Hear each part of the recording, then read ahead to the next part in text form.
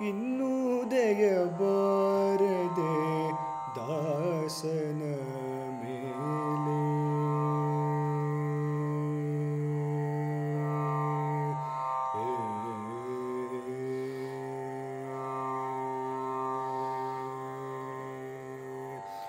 ಇನ್ನೂ ದಯಬಾರದೆ ದಾಸನ ಮೇಲೆ.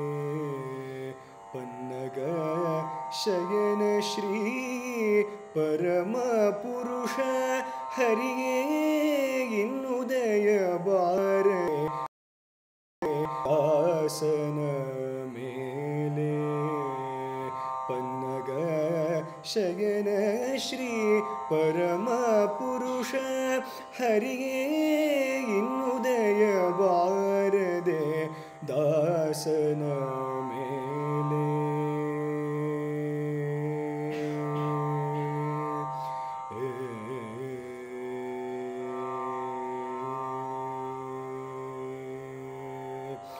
ನಾನಾ ದೇಶಗಳಲ್ಲಿ ನಾನಾ ಕಾಲಗಳಲ್ಲಿ ನಾನಾ ದೇಶಗಳಲ್ಲಿ ನಾನಾ ಕಾಲಗಳಲ್ಲಿ ನಾನಾ ದೇಶಗಳಲ್ಲಿ ನಾನಾ ಕಾಲಗಳಲ್ಲಿ ನಾನಾ ಯೋನಿಗಳಲ್ಲಿ ನಲಿದು ಹುಟ್ಟಿ. ನಾನಾ ದೇಶಗಳಲ್ಲಿ ನಾನಾ ಕಾಲಗಳಲ್ಲಿ ನಾನಾ ಯೋನಿಗಳಲ್ಲಿ ನಲಿದು ಹುಟ್ಟಿ. ನಾನು ನನ್ನದು ಎಂಬ ನರಕದೊಳಗೆ ಬಿದ್ದು ನಾನು ನನ್ನದು ಎಂಬ ನರಕದೊಳಗೆ ಬಿದ್ದು ನೀನೇ ಗತಿ ಎಂದು ನೀನೇ ಗತಿ ಎಂದು ನೀನೇ ಗತಿ ಎಂದು ನಂಬಿದ ದಾಸನ ಮೇಲೆ ಇನ್ನೂ ದಯಬಾರದೆ ದಾಸನ ಮೇಲೆ. ಪನ್ನಗ ಶಯನ ಶ್ರೀ ಪರಮ ಪುರುಷ ಹರಿಯೇ ಇನ್ನೂ ದಯಬಾರದೆ ದಾಸನ ಮೇಲೆ. ಮನೋವಾಕಾಯಗಳಿಂದ ಮಾಡುವ ಕರ್ಮಗಳೆಲ್ಲ ದಾನವಾಂತಕ ನಿನ್ನ ಅಧೀನನಲ್ಲದೆ ಏನು ಮಾಡಿದರೇನು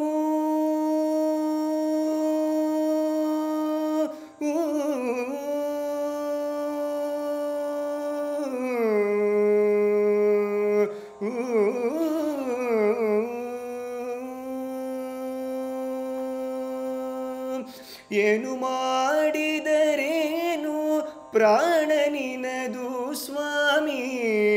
ಏನು ಮಾಡಿದರೇನು ಪ್ರಾಣ ನಿನದು ಸ್ವಾಮಿ. ಏನು ಮಾಡಿದರೇನು ಪ್ರಾಣ ನಿನದು ಸ್ವಾಮಿ. ಶ್ರೀನಾಥ ಪುರಂದರ ಶ್ರೀನಾಥ ಪುರಂದರ ಶ್ರೀನಾಥ ಪುರಂದರ ವಿಠಲನ ದಾಸನ ಮೇಲೆ ಇನ್ನೂ ದಯಬಾರದೆ ದಾಸನ ಮೇಲೆ. ಪನ್ನಗ ಶಯನ ಶ್ರೀ ಪರಮ ಪುರುಷ ಹರಿಯೇ ಇನ್ನೂ ದಯಬಾರದೆ ಇನ್ನೂ ದಯಬಾರದೆ ಇನ್ನೂ ದಯಬಾರದೆ ದಾಸನ ಮೇಲೆ.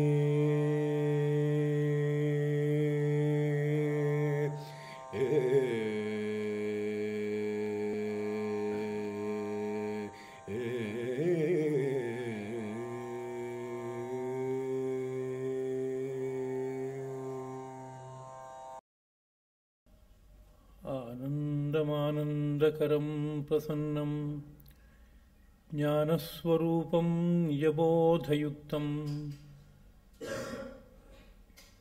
ಯೋಗೀಂದ್ರಮೀಡ್ಯಂ ಭವರೋಗವೈದ್ಯಂ ಶ್ರೀಮತ್ಪರಂ ಬ್ರಹ್ಮಗುರುಂ ಸ್ಮರಾಮಿ.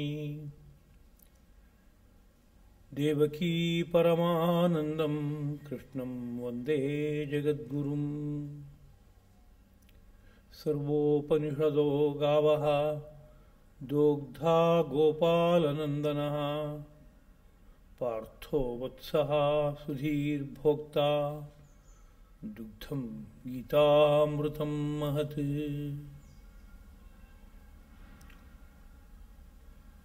ಎಲ್ಲೆಲ್ಲೂ ತಾನೇ ತಾನಾಗಿ ಬೆಳಗುವ ಪರಂಜ್ಯೋತಿ ರೂಪವಾದ ಗುರುತತ್ವಕ್ಕೆ ನಮೋ ನಮಃ. ಹೃದಯ ಮಂದಿರದಲ್ಲಿ ವಿಜ್ಞಾನ ಘನರಾಗಿ ಬೆಳಗುತ್ತಿರುವ ಶ್ರೀರಂಗ ವಿಜಯಲಕ್ಷ್ಮೀ ಸದ್ಗುರು ದಂಪತಿಗಳ ಪವಿತ್ರ ಪದಪದ್ಮಗಳಿಗೆ ಪ್ರಣಾಮಗಳು. ಎಲ್ಲ ಸಹೃದಯರಾದ ಜಿಜ್ಞಾಸುಗಳನ್ನು ಹಾರ್ದವಾಗಿ ನಮಿಸಿ, ಭಗವದ್ಗೀತಾ ಪ್ರವಚನ ಮಾಲಿಕೆಯ ಮುಂದಿನ ಪ್ರವಚನ ರೂಪವಾದಂತಹ ಕುಸುಮವನ್ನು ಭಗವಂತನ ಪಾದದಲ್ಲಿ ಅರ್ಪಿಸ್ತಾ ಇದ್ದೇನೆ. ಭಗವದ್ಗೀತೆಯ 3ನೇ ಅಧ್ಯಾಯದ 15ನೇ ಶ್ಲೋಕದವರೆಗಿನ ಭಾಗದ ವಿವರಣೆಯನ್ನು ಈ ಹಿಂದೆ ನೀಡಲಾಗಿದೆ. ಅದರ ಮುಂದುವರಿಕೆಯ ಭಾಗ 16ನೆಯ ಶ್ಲೋಕ. ಏವಂ ಪ್ರವರ್ತಿತಂ ಚಕ್ರಂ ನಾನುವರ್ತಯತೀಹ ಯಃ ಅಘಾಯುಃ ಇಂದ್ರಿಯಾರಾಮಃ ಮೋಘಂ ಪಾರ್ಥ ಸಜೀವತಿ. ಹೇ ಪಾರ್ಥ, ಎಲೆ ಅರ್ಜುನ, ಏವಂ ಪ್ರವರ್ತಿತಂ ಚಕ್ರಂ, ಈ ಹಿಂದೆ ಹೇಳಿದಂತೆ ಸೃಷ್ಟಿಕರ್ತನೇ ಆರಂಭ ಮಾಡಿರುವಂತಹ ಯಾವ ಒಂದು ಚಕ್ರ ಇದೆಯೋ, ಈ ಚಕ್ರವನ್ನು ಯಾವನು ನ ಅನುವರ್ತಯತಿ, ಅನುಸರಿಸುವುದಿಲ್ಲವೋ, ಸಹ ಅವನು ಅಘಾಯುಹು, ಪಾಪರೂಪವಾದ ಆಯುಷ್ಯವುಳ್ಳವನು, ಅವನ ಬದುಕು ಪೂರ್ತಿ ಪಾಪಮಯವಾದದ್ದು. ಇಂದ್ರಿಯಾರಾಮ, ಇಂದ್ರಿಯಗಳಲ್ಲೇ ಸದಾಕಾಲದಲ್ಲೂ ರಮಿಸುವವನು. ಮೋಘಂ ಜೀವತಿ, ಅವನು ವ್ಯರ್ಥವಾದ ಬದುಕನ್ನು ಸಾಗಿಸ್ತಾನೆ ಅಂತ. ಇಲ್ಲಿ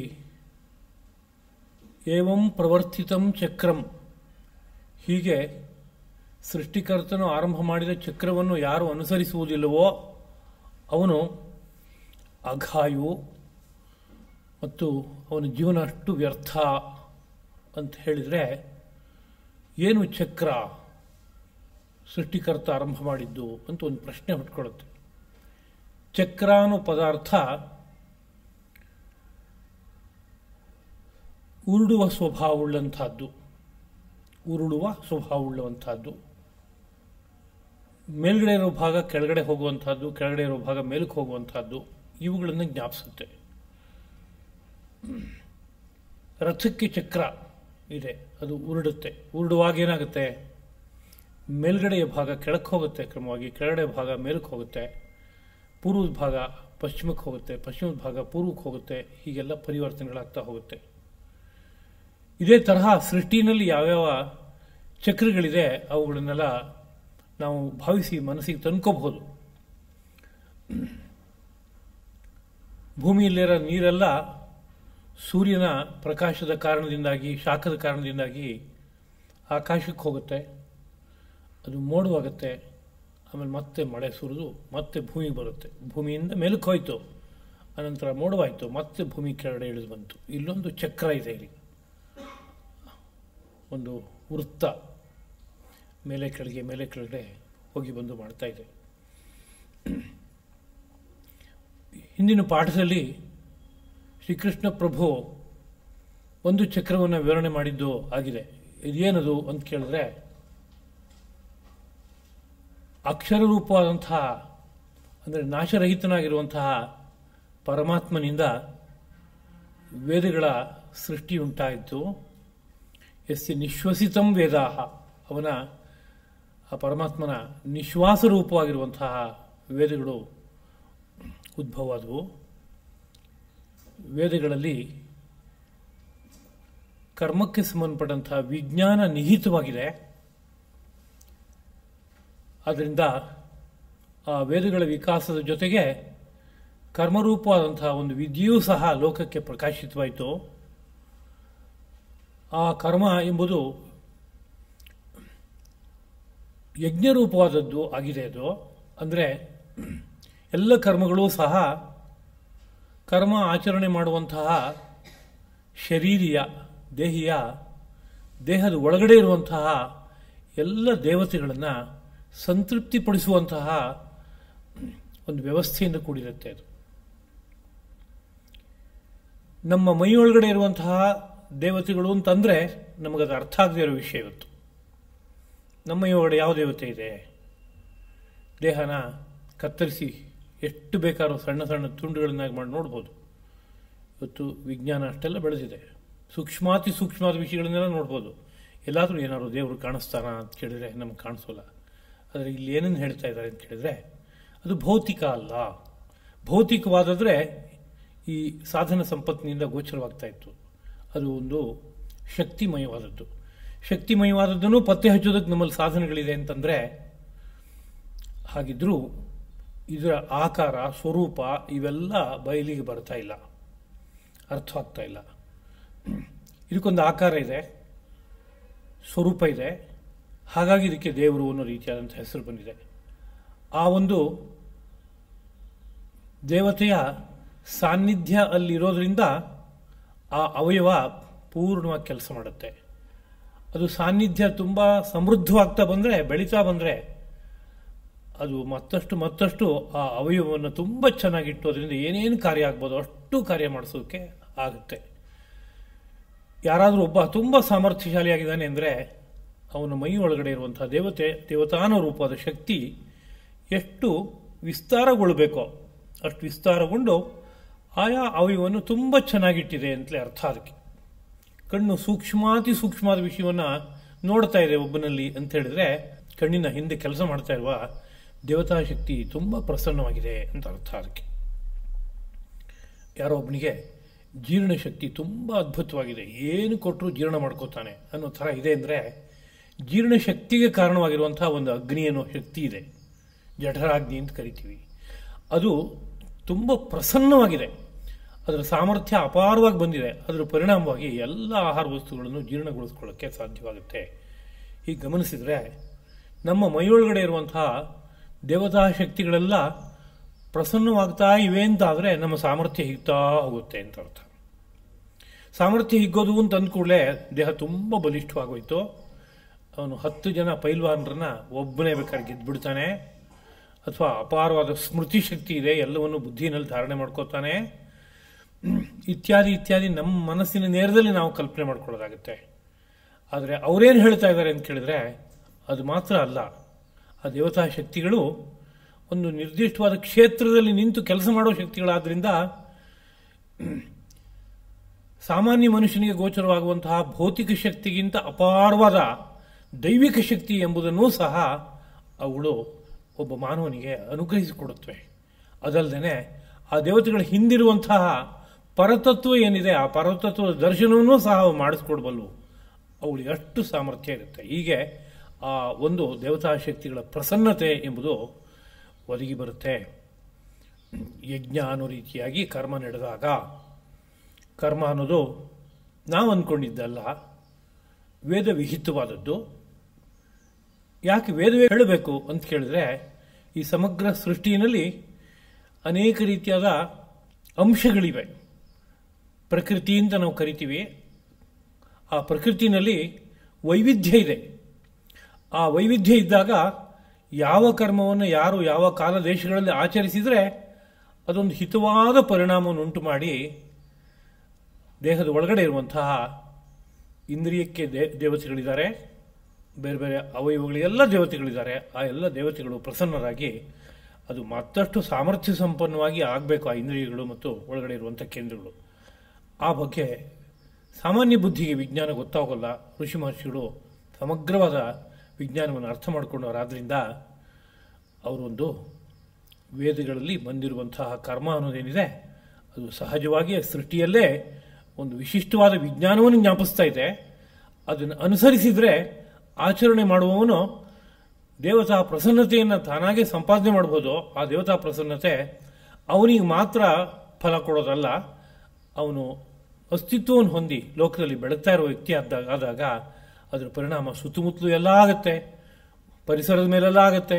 ಒಬ್ಬ ಮಹಾಪುರುಷ ಇದ್ದಾನೆ, ಯಜ್ಞರೂಪವಾದ ಬದುಕನ್ನು ಸಾಗಿಸ್ತಾ ಇದ್ದಾನೆ ಅಂತಂದರೆ ಸುತ್ತಮುತ್ತಲೂ ಎಲ್ಲ ಅದರ ಪರಿಣಾಮವಾಗುತ್ತೆ. ನೀರೋಗವಾದಂಥ ಸ್ಥಿತಿಗಳು ಬರುತ್ತೆ, ಮಳೆ ಬೆಳೆಗಳು ಸಕಾಲದಲ್ಲಾಗುತ್ತೆ. ಹೀಗೆಲ್ಲ ನಮ್ಮ ಪ್ರಾಚೀನ ಸಾಹಿತ್ಯದಲ್ಲಿ ನಾವು ನೋಡ್ತೇವೆ. ಅದರಿಂದ ಅಪಾರವಾದ ಲಾಭ ದೇವತಾ ಪ್ರಸನ್ನತೆ ಆಗುವಂತೆ ಕರ್ಮಗಳನ್ನು ಆಚರಿಸಿದರೆ ಆಗುತ್ತೆ. ಆ ಕರ್ಮದ ಬಗ್ಗೆ ನಮಗೆ ವಿವರ ಎಲ್ಲಿ ಸಿಗ್ತಾ ಇದೆ ಅಂತ ಹೇಳಿದ್ರೆ ವೇದಗಳಲ್ಲಿ ಸಿಗ್ತಾ ಇದೆ. ಯಜ್ಞಮಯವಾಗಿ ಕರ್ಮ ನಡೆದರೆ ವೃಷ್ಟಿ ನಡೆಯುತ್ತೆ ಅಂತ. ವೃಷ್ಟಿ ಅಂದರೆ ಮಳೆ ಬರುತ್ತೆ ಅಂತ. ಮಳೆ ಬರುತ್ತೆ ಅಂತನ್ನುವಾಗ ಒಂದು ಗುಪ್ತವಾದ ಅಭಿಪ್ರಾಯವೂ ಇದೆ ಇಲ್ಲಿಗ. ಏನದು ಅಂದರೆ ಈ ಶರೀರದೊಳಗಡೆ ಒಂದು ಮಳೆ ತರಹ ಒಂದು ಹರಿಯುವಂತಹ ಒಂದು ವ್ಯವಸ್ಥೆ ಇದೆ. ಶರೀರದ ಹೊರಗಡೆ ಭೌತಿಕವಾಗಿ ಒಂದು ಮಳೆ ಅಂತ ಒಂದು ವ್ಯವಸ್ಥೆ ಇದೆ. ಶರೀರದ ಒಳಗಡೆಗೆ ಪ್ರಧಾನವಾಗಿ ಒಂದು ಜ್ಞಾನ ಮತ್ತು ಆನಂದ ಮೇಲಿಂದ ಕೆಳಗಡೆಗೆ ತುಂಬಿ ಹರಿಯುವಂಥ ಒಂದು ವ್ಯವಸ್ಥೆ ಇದೆ. ಅದು ಒಂದು ದೃಷ್ಟಿಯಿಂದ ವೃಷ್ಟಿ ಅಂತಲೇ ಕರೆಯಲ್ಪಡುತ್ತೆ. ಪುಷ್ಪವೃಷ್ಟಿ ಅನ್ನೋ ಶಬ್ದ ಕೇಳ್ತೀವಲ್ಲ, ಅದೇ ರೀತಿಯಲ್ಲಿ ಒಂದು ಆನಂದ ವೃಷ್ಟಿ, ಜ್ಞಾನ ವೃಷ್ಟಿ ಇವೆಲ್ಲ ಈ ಮೈನಲ್ಲಿ ಸಹಜವಾಗಿ ಒಳಗಡೆ ಆಗುತ್ತೆ. ಯಾವಾಗ ಒಳಗಡೆ ಇರೋ ದೇವತೆಗಳು ಪ್ರಸನ್ನಗೊಂಡಾಗ. ಇಷ್ಟು ಮಾತ್ರ ಅಲ್ಲ, ಇದರ ಪ್ರಭಾವ ಸುತ್ತಮುತ್ತಲೂ ಎಲ್ಲ ಆಗುತ್ತೆ. ವಾತಾವರಣದ ಮೇಲೆಲ್ಲ ಪ್ರಭಾವ ಉಂಟಾಗಿ ಈ ಥರದ ಅನುಭವ ಎಲ್ಲ ಕಡೆಯಲ್ಲೂ ವೃದ್ಧಿಯಾಗಬೇಕಾದ್ರೆ ಯಾವ್ಯಾವ ರೀತಿಯಾದಂಥ ಸಂಪತ್ತು ಕೂಡಿ ಬರಬೇಕೋ, ಬಗೆ ಬಗೆಯಾದ ಸಸ್ಯ ಸಮೃದ್ಧಿ, ಫಲಗಳು, ಧಾನ್ಯಗಳು ಇವೆಲ್ಲ ಸಮೃದ್ಧಿ ಆಗಬೇಕಲ್ಲ, ಅದಕ್ಕೆ ಬೇಕಾಗುವಂತೆ ಸಕಾಲದಲ್ಲಿ ವ್ಯವಸ್ಥಿತವಾದ ವೃಷ್ಟಿ ನಡೆಯುತ್ತೆ. ಆ ವೃಷ್ಟಿಯಲ್ಲೇ ಒಂದು ವಿಶಿಷ್ಟ ಧರ್ಮ ಇರುತ್ತೆ. ಅದರ ಕಾರಣದಿಂದಾಗಿ ಬೆಳೆ ವಿಶೇಷವಾಗಿ ಉಂಟಾಗಿ ರೋಗರುಜಿನಗಳ ಬಾಧೆ ತುಂಬ ಕಡಿಮೆಯಾಗಿ ಸಮೃದ್ಧವಾಗಿ ಸಂತೃಪ್ತಿಯಾಗಿ ಜೀವನ ಮಾಡಬೇಕು ಅಂಥ ಒಂದು ವ್ಯವಸ್ಥೆ ಅಂತ ಅಂದ್ಕೊಡುತ್ತೆ. ಅದರಿಂದ ವೃಷ್ಟಿಯಿಂದ ಏನು ಸಿದ್ಧವಾಗುತ್ತೆ ಅಂದರೆ ಆಹಾರ ಸಿದ್ಧವಾಗುತ್ತೆ. ಇಲ್ಲಿ ವೃಷ್ಟಿಯಿಂದ ಅಂತಂದಾಗ ಕೇವಲ ಮಳೆ ಅಲ್ಲ, ಕಾಲಿಕವಾದ ಮಳೆ, ಪ್ರಮಾಣವತ್ತವಾದ ಮಳೆ.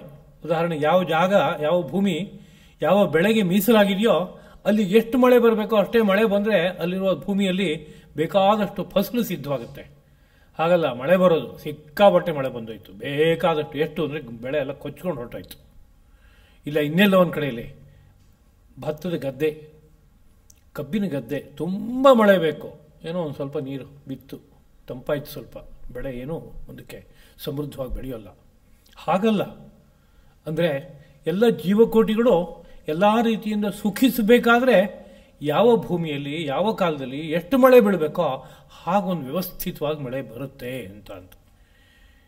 ಈ ಮಾತೆಲ್ಲ ಇವತ್ತು ನಮಗೆ ಆಧುನಿಕ ವಿಜ್ಞಾನದ ದೃಷ್ಟಿಕೋನದಿಂದಲೇ ಎಲ್ಲವನ್ನೂ ಅಳಿಬೇಕು, ಅರ್ಥ ಮಾಡ್ಕೋಬೇಕು ಅನ್ನೋ ಮನಃಪ್ರವೃತ್ತಿಯಿಂದ ಹೊರಟ ಸನ್ನಿವೇಶವಿರುವಾಗ ಅರ್ಥ ಆಗದೆ ಹೋಗ್ಬಿಡುತ್ತೆ. ಅರ್ಥ ಆಗದೆ ಹೋದಾಗ ಒಪ್ಪೋಕ್ಕಾಗಲ್ಲ ಅನ್ನೋ ರೀತಿಯ ಸ್ಥಿತಿ ಬರುತ್ತೆ.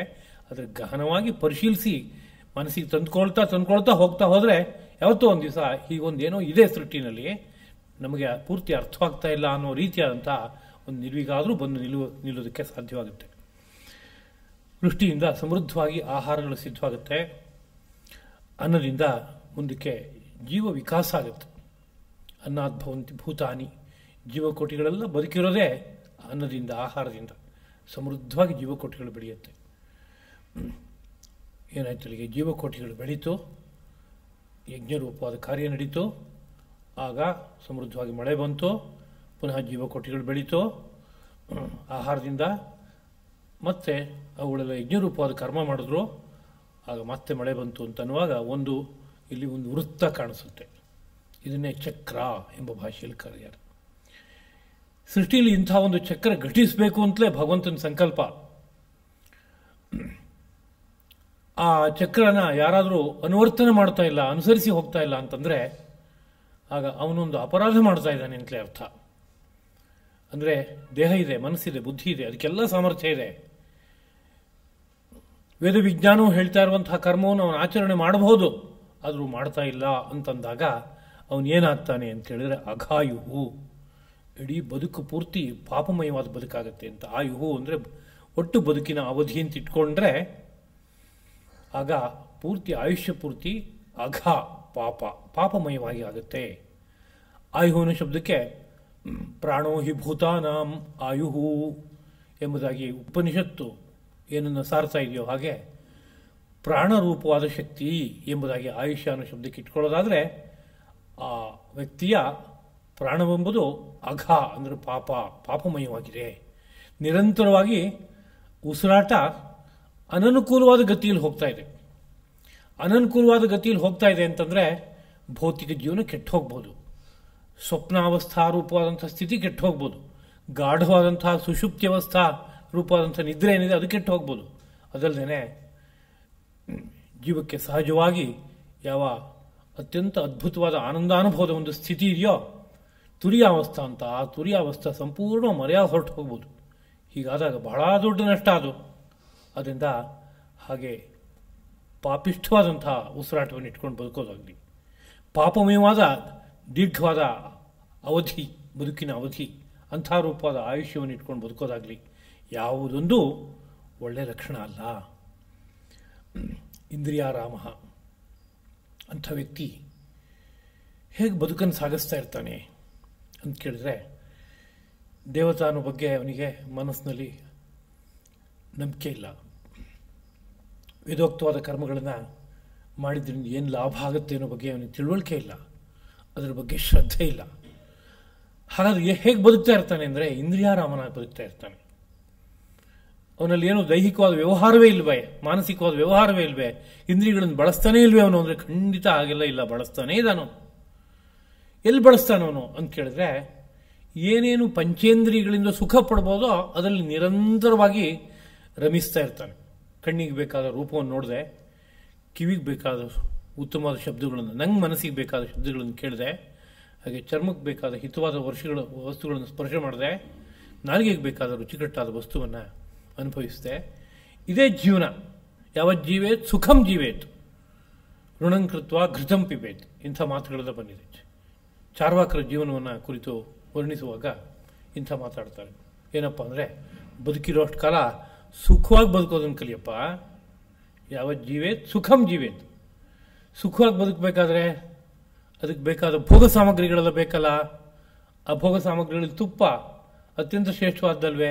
ಒಂದು ಸಮಾಜ ತುಪ್ಪವನ್ನು ತುಂಬ ಮಾನ್ಯವಾಗಿ ಇಟ್ಕೊಂಡು ಅದರಿಂದ ಬಗೆ ಬಗೆಯಾದ ಭಕ್ಷ್ಯ ಭೋಜ್ಯಗಳನ್ನೆಲ್ಲ ಸಿದ್ಧ ಮಾಡಿ ಸಂತೋಷ ಪಡುತ್ತೆ ಅಂದರೆ ಆ ಜನಾಂಗಕ್ಕೆ ಬೇಕಾದಷ್ಟು ತುಪ್ಪ ಬೇಕು. ತುಪ್ಪ ಕೊಂಡ್ಕೊಳ್ಳೋದು ದುಡ್ಡಿಲ್ಲ ಅಂದರೆ ಋಣಂಕೃತ್ವ ಘೃತಂ ಪಿಬೇತ್. ಯಾಕೆ ಯೋಚನೆ ಮಾಡ್ತೀವಿ? ಸಾಲ ಮಾಡೋ, ಬೇಕಾದಷ್ಟು ಘೃತ ತಿನ್ನು. ಸಾಲ ತೀರ್ಸಕ್ಕೆ ಆಗದೆ ಹೋದರೆ ಮುಂದಿನ ಜನ್ಮಕ್ಕೆ ಹೋಗ್ಬೇಕಾಗತ್ತಲ್ಲ ಅಂದ್ರೆ ಎಲ್ಲಿದೆ ಮುಂದಿನ ಜನ್ಮ? ಇರೋಷ್ಟು ಕಾಲ ನೆಮ್ಮದಿಯಾಗಿ ಬದುಕು. ನಿಂಗೆ ಕಂಡಿದೆಯಾ ಹಿಂದಿನ ಜನ್ಮ ಇದೆ, ಮುಂದಿನ ಜನ್ಮ ಇದೆ ಅಂತ? ಎಲ್ಲ ಕಾಣದೇ ಇದ್ದ ಕಥೆ. ಯಾತಕ್ಕಪ್ಪ ಅದಕ್ಕೆಲ್ಲ ಹೋಗಬೇಕೋ? ಎಲ್ಲ ಪಕ್ಕಕ್ಕಿಡು.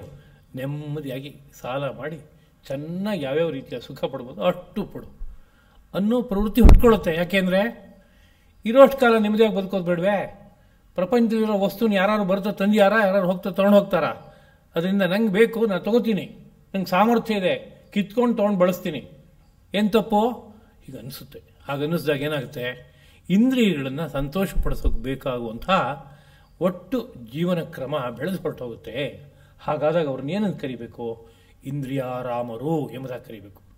ಆರಾಮ ಅನ್ನೋ ಶಬ್ದಕ್ಕೆ ಉಪವನ ಅಂತಲೂ ಒಂದು ಅರ್ಥ ಇದೆ. ಹಾಗೆ ಅದೇ ರೀತಿಯಲ್ಲಿ ಚೆನ್ನಾಗಿ ರಮಿಸುವವರು ಅಂತ ಅರ್ಥ ಇದೆ. ಆ ಸಮಂತಾತ್ ಅಂತ ಅರ್ಥ ಇಟ್ಕೊಂಡ್ರೆ ಚೆನ್ನಾಗಿ ರಮಿಸುವವರು ಅಂತ. ಇಂದ್ರಿಯಗಳನ್ನು ಬಳಸಿ ಚೆನ್ನಾಗಿ ರಮಿಸುವವರು ಅವರು ಇಂದ್ರಿಯಾರಾಮರು ಅಂತ. ಬೇರೆ ಸಂದರ್ಭಗಳಲ್ಲಿ ಬೇರೆ ಬೇರೆ ಶಬ್ದಗಳನ್ನು ಬಳಸುವಂಥದ್ದುಂಟು. ಉದಾಹರಣೆಗೆ ಆತ್ಮಾರಾಮರು ಅನ್ನೋ ಶಬ್ದವನ್ನು ಬಳಸೋದುಂಟು. ಆತ್ಮಾರಾಮ ವಿಹಿತರತಯ ನಿರ್ವಿಕಲ್ಪೆ ಸಮಾಧೌ ಹೀಗೆಲ್ಲ ಕೊಂಡಾಡ್ತಾರೆ. ನಿರ್ವಿಕಲ್ಪ ಸಮಾಧಿಯಲ್ಲಿ ರಮಿಸುವಂಥ ವ್ಯಕ್ತಿಗಳು ಆತ್ಮಾರಾಮರಾಗಿರ್ತಾರೆ ಅಂತ. ಅಂದರೆ ಅವರು ತುಂಬ ಸಂತೋಷ ಪಡ್ತಾ ಇರ್ತಾರೆ, ಆನಂದ ಪಡ್ತಾ ಇರ್ತಾರೆ. ಸುಖ ಪಡ್ತಾ ಇರ್ತಾರೆ. ಯಾವುದನ್ನು ಅವಲಂಬಿಸ್ಕೊಂಡು ಸುಖ ಪಡ್ತಾ ಇರ್ತಾರೆ ಅಂದರೆ ಆತ್ಮರೂಪವಾದಂತಹ ಯಾವುದೋ ಒಂದು ಬೆಳಕನ್ನು, ಆನಂದ ಘನವನ್ನು, ಚಿದ್ ಘನವನ್ನು ಅವಲಂಬಿಸಿ ಅದೇನೋ ಒಂದು ಆನಂದವನ್ನು ಕೊಡ್ತಾ ಇದೆ, ಅದರಲ್ಲಿ ರಮಿಸ್ತಾ ಇರ್ತಾರೆ. ಇಲ್ಲಿ ಇಂದ್ರಿಯಾರಾಮರಾಗಿ ಜೀವನ ಮಾಡ್ತಾರೆ. ಮೋಘಂ ಪಾರ್ಥ ಸಜೀವತಿ, ಅವರು ಬದುಕಿದೆಯಲ್ಲ ಅದು ವ್ಯರ್ಥ ಅಲ್ವೇ ಅಂತ ಪ್ರಶ್ನೆ. ಬದುಕು ಯಾಕೆ ವ್ಯರ್ಥ ಅಂತ ಕೇಳಿದ್ರೆ, ಲೋಕದಲ್ಲಿ ಹೇಳೋದುಂಟು, ಯಾವುದಾದ್ರೂ ಒಂದು ವಸ್ತು ಯಾತಕ್ಕಾಗಿ ಬಂದಿದೆಯೋ ಆ ನೇರದಲ್ಲಿ ಅದು ಉಪಯೋಗ ಆಗಿದ್ರೆ ಸದ್ವಿನಿಯೋಗ ಆಯಿತು ಅಂತ ಅರ್ಥ, ಇಲ್ಲದೆ ಹೋದರೆ ಅದು ವ್ಯರ್ಥವಾಯಿತು ಅಂತಲೇ ಅರ್ಥ. ಪೆನ್ನಿದೆ, ಪೆನ್ನಲ್ಲೊಂದು ವಿಜ್ಞಾನ ಇದೆ. ವ್ಯವಸ್ಥಿತವಾಗಿ ಹೊರಗಡೆಗೆ ಒಂದು ದ್ರವ ಬಂದು ಒಂದು ಗುರುತು ಮಾಡಿಕೊಡುತ್ತೆ. ನಮ್ಮ ಹೃದಯದ ಒಳಗಡೆ ಇರುವಂತಹ ವಿಷಯವನ್ನು ಒಂದು ಭಾಷೆಯಲ್ಲಿ ಹೊರಗಡೆಗೆ ತರಬಹುದು, ಒಂದು ಚಿತ್ರ ರೂಪದಲ್ಲಿ ಹೊರಗಡೆ ತರಬಹುದು. ಇದಕ್ಕೆ ಬಹಳ ಉತ್ಕೃಷ್ಟವಾದಂಥ ಒಂದು ಸಾಧನ. ಇದನ್ನು ಬೇರೆ ಇನ್ಯಾತಕ್ಕೂ ಬಳಸೋಕೆ ಬರಲ್ಲ ಅಂದರೆ ಬಳಸೋಕೆ ಬರುತ್ತೆ, ಯಾರು ಇದ್ರೂ ನೀವು ಚುಚ್ಚಕ್ಕೂ ಬಳಸೋಕೆ ಬರುತ್ತೆ. ಅದು ನಮ್ಮ ಹಿಂದಿನ ಕಾಲದ ವಿದ್ಯಾಭ್ಯಾಸ ಕಾಲದಲ್ಲಿ ಒಂದು ವ್ಯವಸ್ಥೆ ಇತ್ತು. ಏನು ಅಂತ ಕೇಳಿದ್ರೆ, ಎಕ್ಸಾಮಿನೇಷನಲ್ಲಿ ಕೊನೆಯಲ್ಲಿ ಪೇಪರ್ನೆಲ್ಲ ತೊಗೊಂಡು ಬರೆದಾದ ನಂತರದಲ್ಲಿ ಅದಕ್ಕೆ ಒಂದು ಟ್ಯಾಗ್ ಹಾಕೋದು ಅಂತಿದೆಯಲ್ಲ, ಹಾಕುವಾಗ ಚುಚ್ಚೋಕೆ ಬೇಕಾದ ವಸ್ತು ಇರಲಿಲ್ಲ. ಸಾಮಾನ್ಯವಾಗಿ ಎಲ್ಲ ಹುಡುಗರು ಮಾಡ್ತಾ ಇದ್ದೇನಪ್ಪ ಅಂದರೆ ಪೆನ್ನನ್ನು ತೊಗೊಂಡು ಆ ಮೂಲೆಯಲ್ಲಿ ಚುಚ್ಚಿ ಒಂದು ಹೋಲ್ ಮಾಡಿ ಆನಂತರ ಹಗ್ಗ ಕಟ್ಟೋದು ಅಂತ. ಪೆನ್ ಸಾರ್ಥಕವಾಯಿತು ಅಂತ ಇಟ್ಕೋಬಹುದಲ್ವಾ? ಒಂದು ಕೆಲಸಕ್ಕೆ ಉಪಯೋಗ ಬಂತೋ ಇಲ್ವೋ? ಖಂಡಿತ ಬಂತೋ. ಆದರೆ ಅದಕ್ಕೆ ಬೇರೆ ಯಾವುದೋ ಒಂದು ಸಾಮಾನ್ಯವಾದಂಥ ಚುಚ್ಚೋ ವಸ್ತು ಇದ್ರೂ ಸಾಕಾಗ್ತಾ ಇತ್ತು. ಅದಕ್ಕೆ ಇಷ್ಟೆಲ್ಲ ಒಳಗಡೆ ಎಲ್ಲ ವಿಜ್ಞಾನವನ್ನೆಲ್ಲ ಇಟ್ಟು ರಚನೆ ಮಾಡಬೇಕಾದ ಅವಶ್ಯಕತೆ ಇರಲಿಲ್ಲ. ಹಾಗೆ ತಮಾಷೆ ಹೇಳೋದುಂಟು, ಏನೋ ಗಾಳಿಗೆ ಹಾರು ಹೋಗ್ತಾ ಇತ್ತು ಪೇಪರು, ಒಂದು ವಾಚನ್ನು ಅದರ ಮೇಲೆ ಇಟ್ಟೆ ನಾನು, ಗಾಳಿಗೆ ಹಾರೋದು ನಿಂತೋಯ್ತು. ಉಪಯೋಗ ಆಯ್ತೋ ಇಲ್ವೋ ವಾಚು? ಖಂಡಿತ ಉಪಯೋಗ ಆಯಿತು. ಆದರೆ ಅದಕ್ಕೊಂದು ಸಣ್ಣ ಕಲ್ಲು ಇಟ್ಟಿದ್ರೆ ಸಾಕಾಗ್ತಾ ಇತ್ತು. ವಾಚು ಅಂದರೆ ಎಷ್ಟು ವ್ಯವಸ್ಥೆ, ವಿಜ್ಞಾನ ಅದು ರೂಪಿತವಾಗಿ ಅಂಥ ಒಂದು ಇದನ್ನು ಕೊಟ್ಟಿದೆ, ಪದಾರ್ಥವನ್ನು ಕೊಟ್ಟಿದೆ. ಯಾರೋ ವಿಜ್ಞಾನಿ ನೋಡಿದ್ರೆ ಸಂತೋಷ ಪಡ್ತಾನ? ಖಂಡಿತ ಸಂತೋಷ ಪಡಲ್ಲ. ಎಂಥ ವಿಶಿಷ್ಟವಾದ ವಿಜ್ಞಾನದ ಹಿನ್ನೆಲೆಯಲ್ಲಿ ತಂದಿರೋದಪ್ಪ, ನಿನಗೆ ಪ್ರತಿ ಕ್ಷಣನ ಅರ್ಥ ಮಾಡಿಸ್ಕೊಡುತ್ತೆ. ನೀನು ಎಷ್ಟು ಚೆನ್ನಾಗಿ ಇದನ್ನ ಸದ್ವಿನಿಯೋಗ ಪಡಿಸ್ಕೋಬೋದು, ನಿನ್ನ ಒಟ್ಟು ಕಾರ್ಯಕಲಾಪವನ್ನು ಹೇಗೆ ವಿಭಜನೆ ಮಾಡ್ಕೋಬೋದು, ಎಷ್ಟು ಲಾಭ ಪಡಿಬೋದು ಎಲ್ಲ ಬಿಟ್ಬಿಟ್ಟು ಒಂದು ಗಾಳಿಗೆ ಹಾರೋಗುತ್ತೆ ಕಾಗದ ಅಂತ ಅದ್ರ ಮೇಲೆ ಪೇಪರ್ ವೇಟಿಗೆ ಅದನ್ನ ಇಟ್ಕೋತೀಯಲ್ಲ ಅಂತ ಅಂದ್ಕೊಳ್ತಾನೋ ಅಂದ್ಕೊಳ್ಳಲ್ವೋ? ಖಂಡಿತ ಅನ್ಕೋತಾನೆ. ಅದೇ ರೀತಿಯಲ್ಲಿ ಅತ್ಯದ್ಭುತವಾದ ಆನಂದವನ್ನು ಅನುಭವಿಸೋದಕ್ಕೆ ಅವಕಾಶ ಇದೆ. ಮಾನವ ದೇಹವನ್ನು ಸರಿಯಾಗಿ ಅರ್ಥ ಮಾಡ್ಕೊಂಡು ಬಳಸ್ಕೊಂಡ್ರೆ ಅದರಲ್ಲಿ ಲೌಕಿಕವಾದ ಆನಂದವನ್ನು ಅನುಭವಿಸೋದಕ್ಕೆ ಅವಕಾಶ ಇದೆ, ಪಾರಮಾರ್ಥಿಕವಾದ ಆನಂದವನ್ನು ಅನುಭವಿಸೋದಕ್ಕೆ ಅವಕಾಶ ಇದೆ. ಇದೆಲ್ಲದಕ್ಕಿಂತ ಹೆಚ್ಚಾಗಿ ಈ ಸಂಸಾರ ಚಕ್ರದಲ್ಲಿ ಬಂದು ಸಿಕ್ಕಾಕೊಂಡಂಥ ಜೀವಿ ಸಂಪೂರ್ಣವಾಗಿ ಮುಕ್ತವಾಗೋದಕ್ಕೆ ಬೇಕಾದ ಅವಕಾಶ ಇದೆ. ಸೆರೆಮನೆಗೆ ಹೋಗಿ ಸಿಕ್ಕಂಥ ವ್ಯಕ್ತಿ, ಅಯ್ಯೋ ನನ್ನ ಪರಿಸ್ಥಿತಿ ಹೀಗಾಗಿದೆಯಲ್ಲ ಅಂತ ಯೋಚನೆ ಮಾಡ್ತಾ ಇದ್ದವನೋ ಅಲ್ಲಿಂದ ವ್ಯವಸ್ಥಿತವಾಗಿ ಹೊರಗಡೆ ಬರೋದಕ್ಕೆ ಬೇಕಾಗುವಂಥ ಒಂದು ಮಾರ್ಗ ಸಿಕ್ಕಿದ್ರೆ ಅವನೆಷ್ಟು ಸಂತೋಷ ಪಡ್ತಾನೆ. ಹಾಗೆ ಒಂದು ಜೀವ ಸಂತೋಷ ಪಡಬೇಕಾದ ಜಾಗ ಅಲ್ವಾ?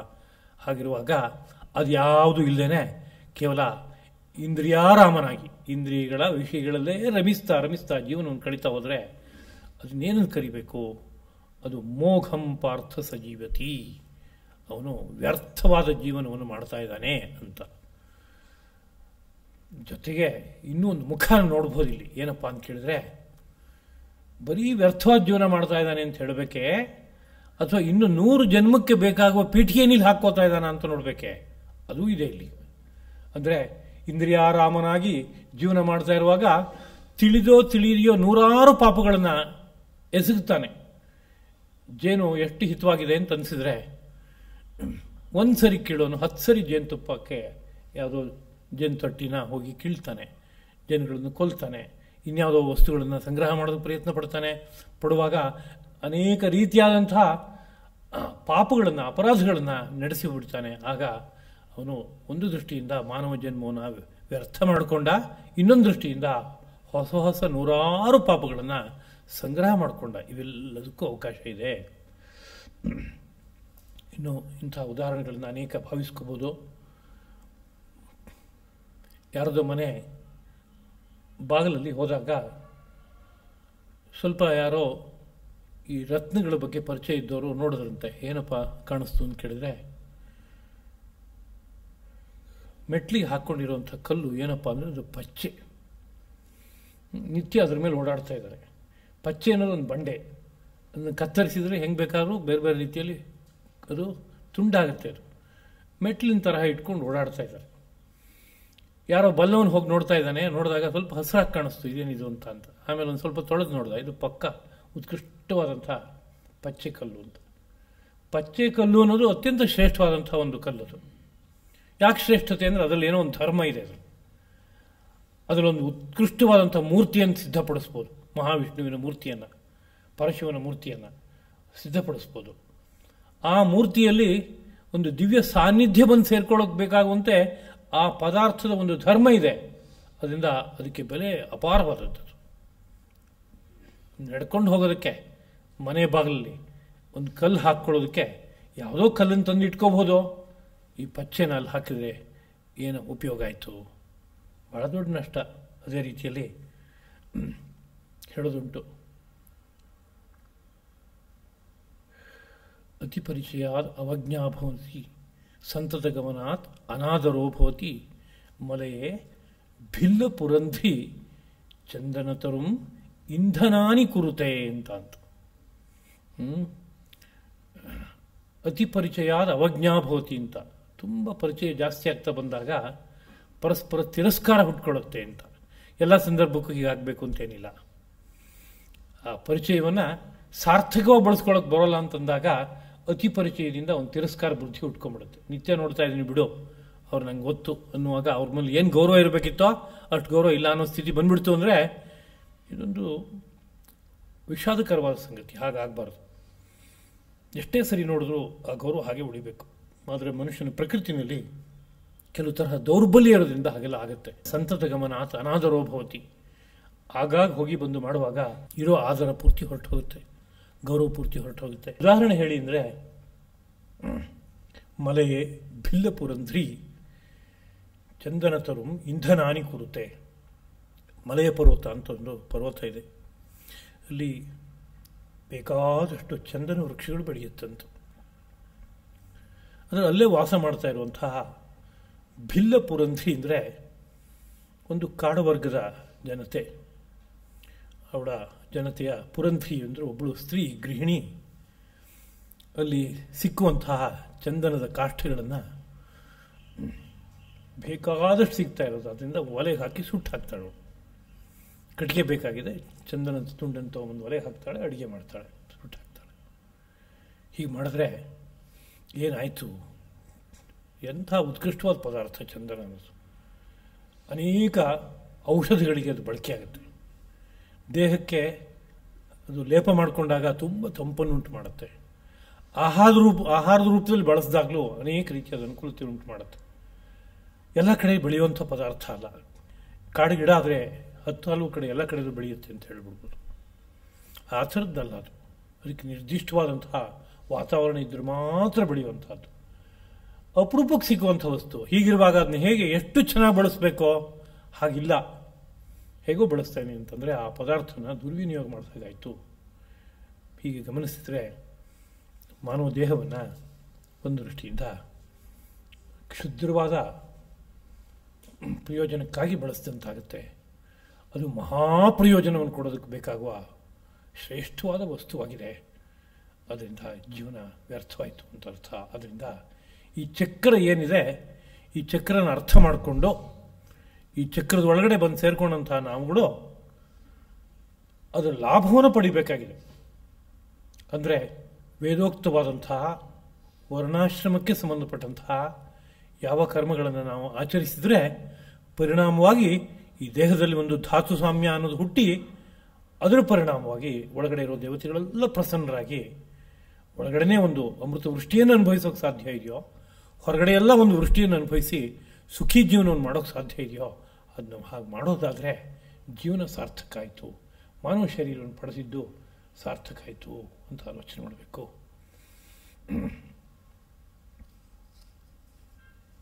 ಮುಂದಿನ ಮಾತು 17ನೇ ಶ್ಲೋಕ.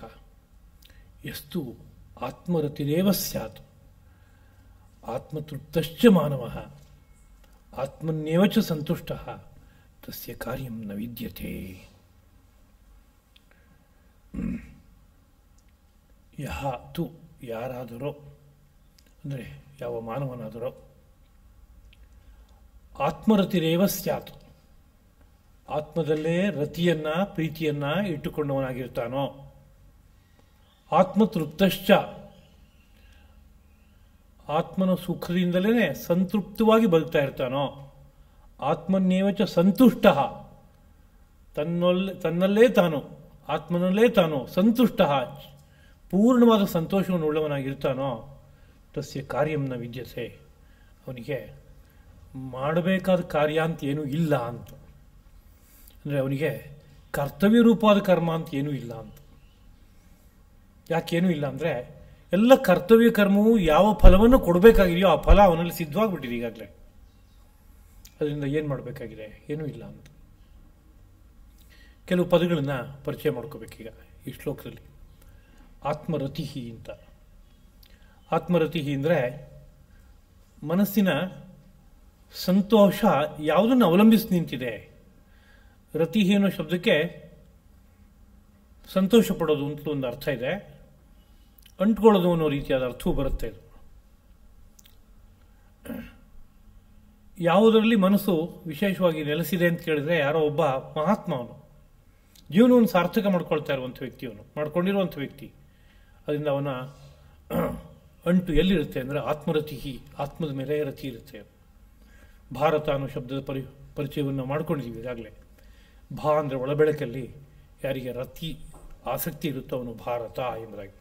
ಹಾಗೆ ಆತ್ಮರತಿ ಅಂದರೆ ಏನರ್ಥ ಅಂತ ಕೇಳಿದ್ರೆ ಅವನಿಗೆ ಬಾಹ್ಯ ವಿಷಯದಲ್ಲಿ ರತಿ ಕಡಿಮೆ ಇದೆ.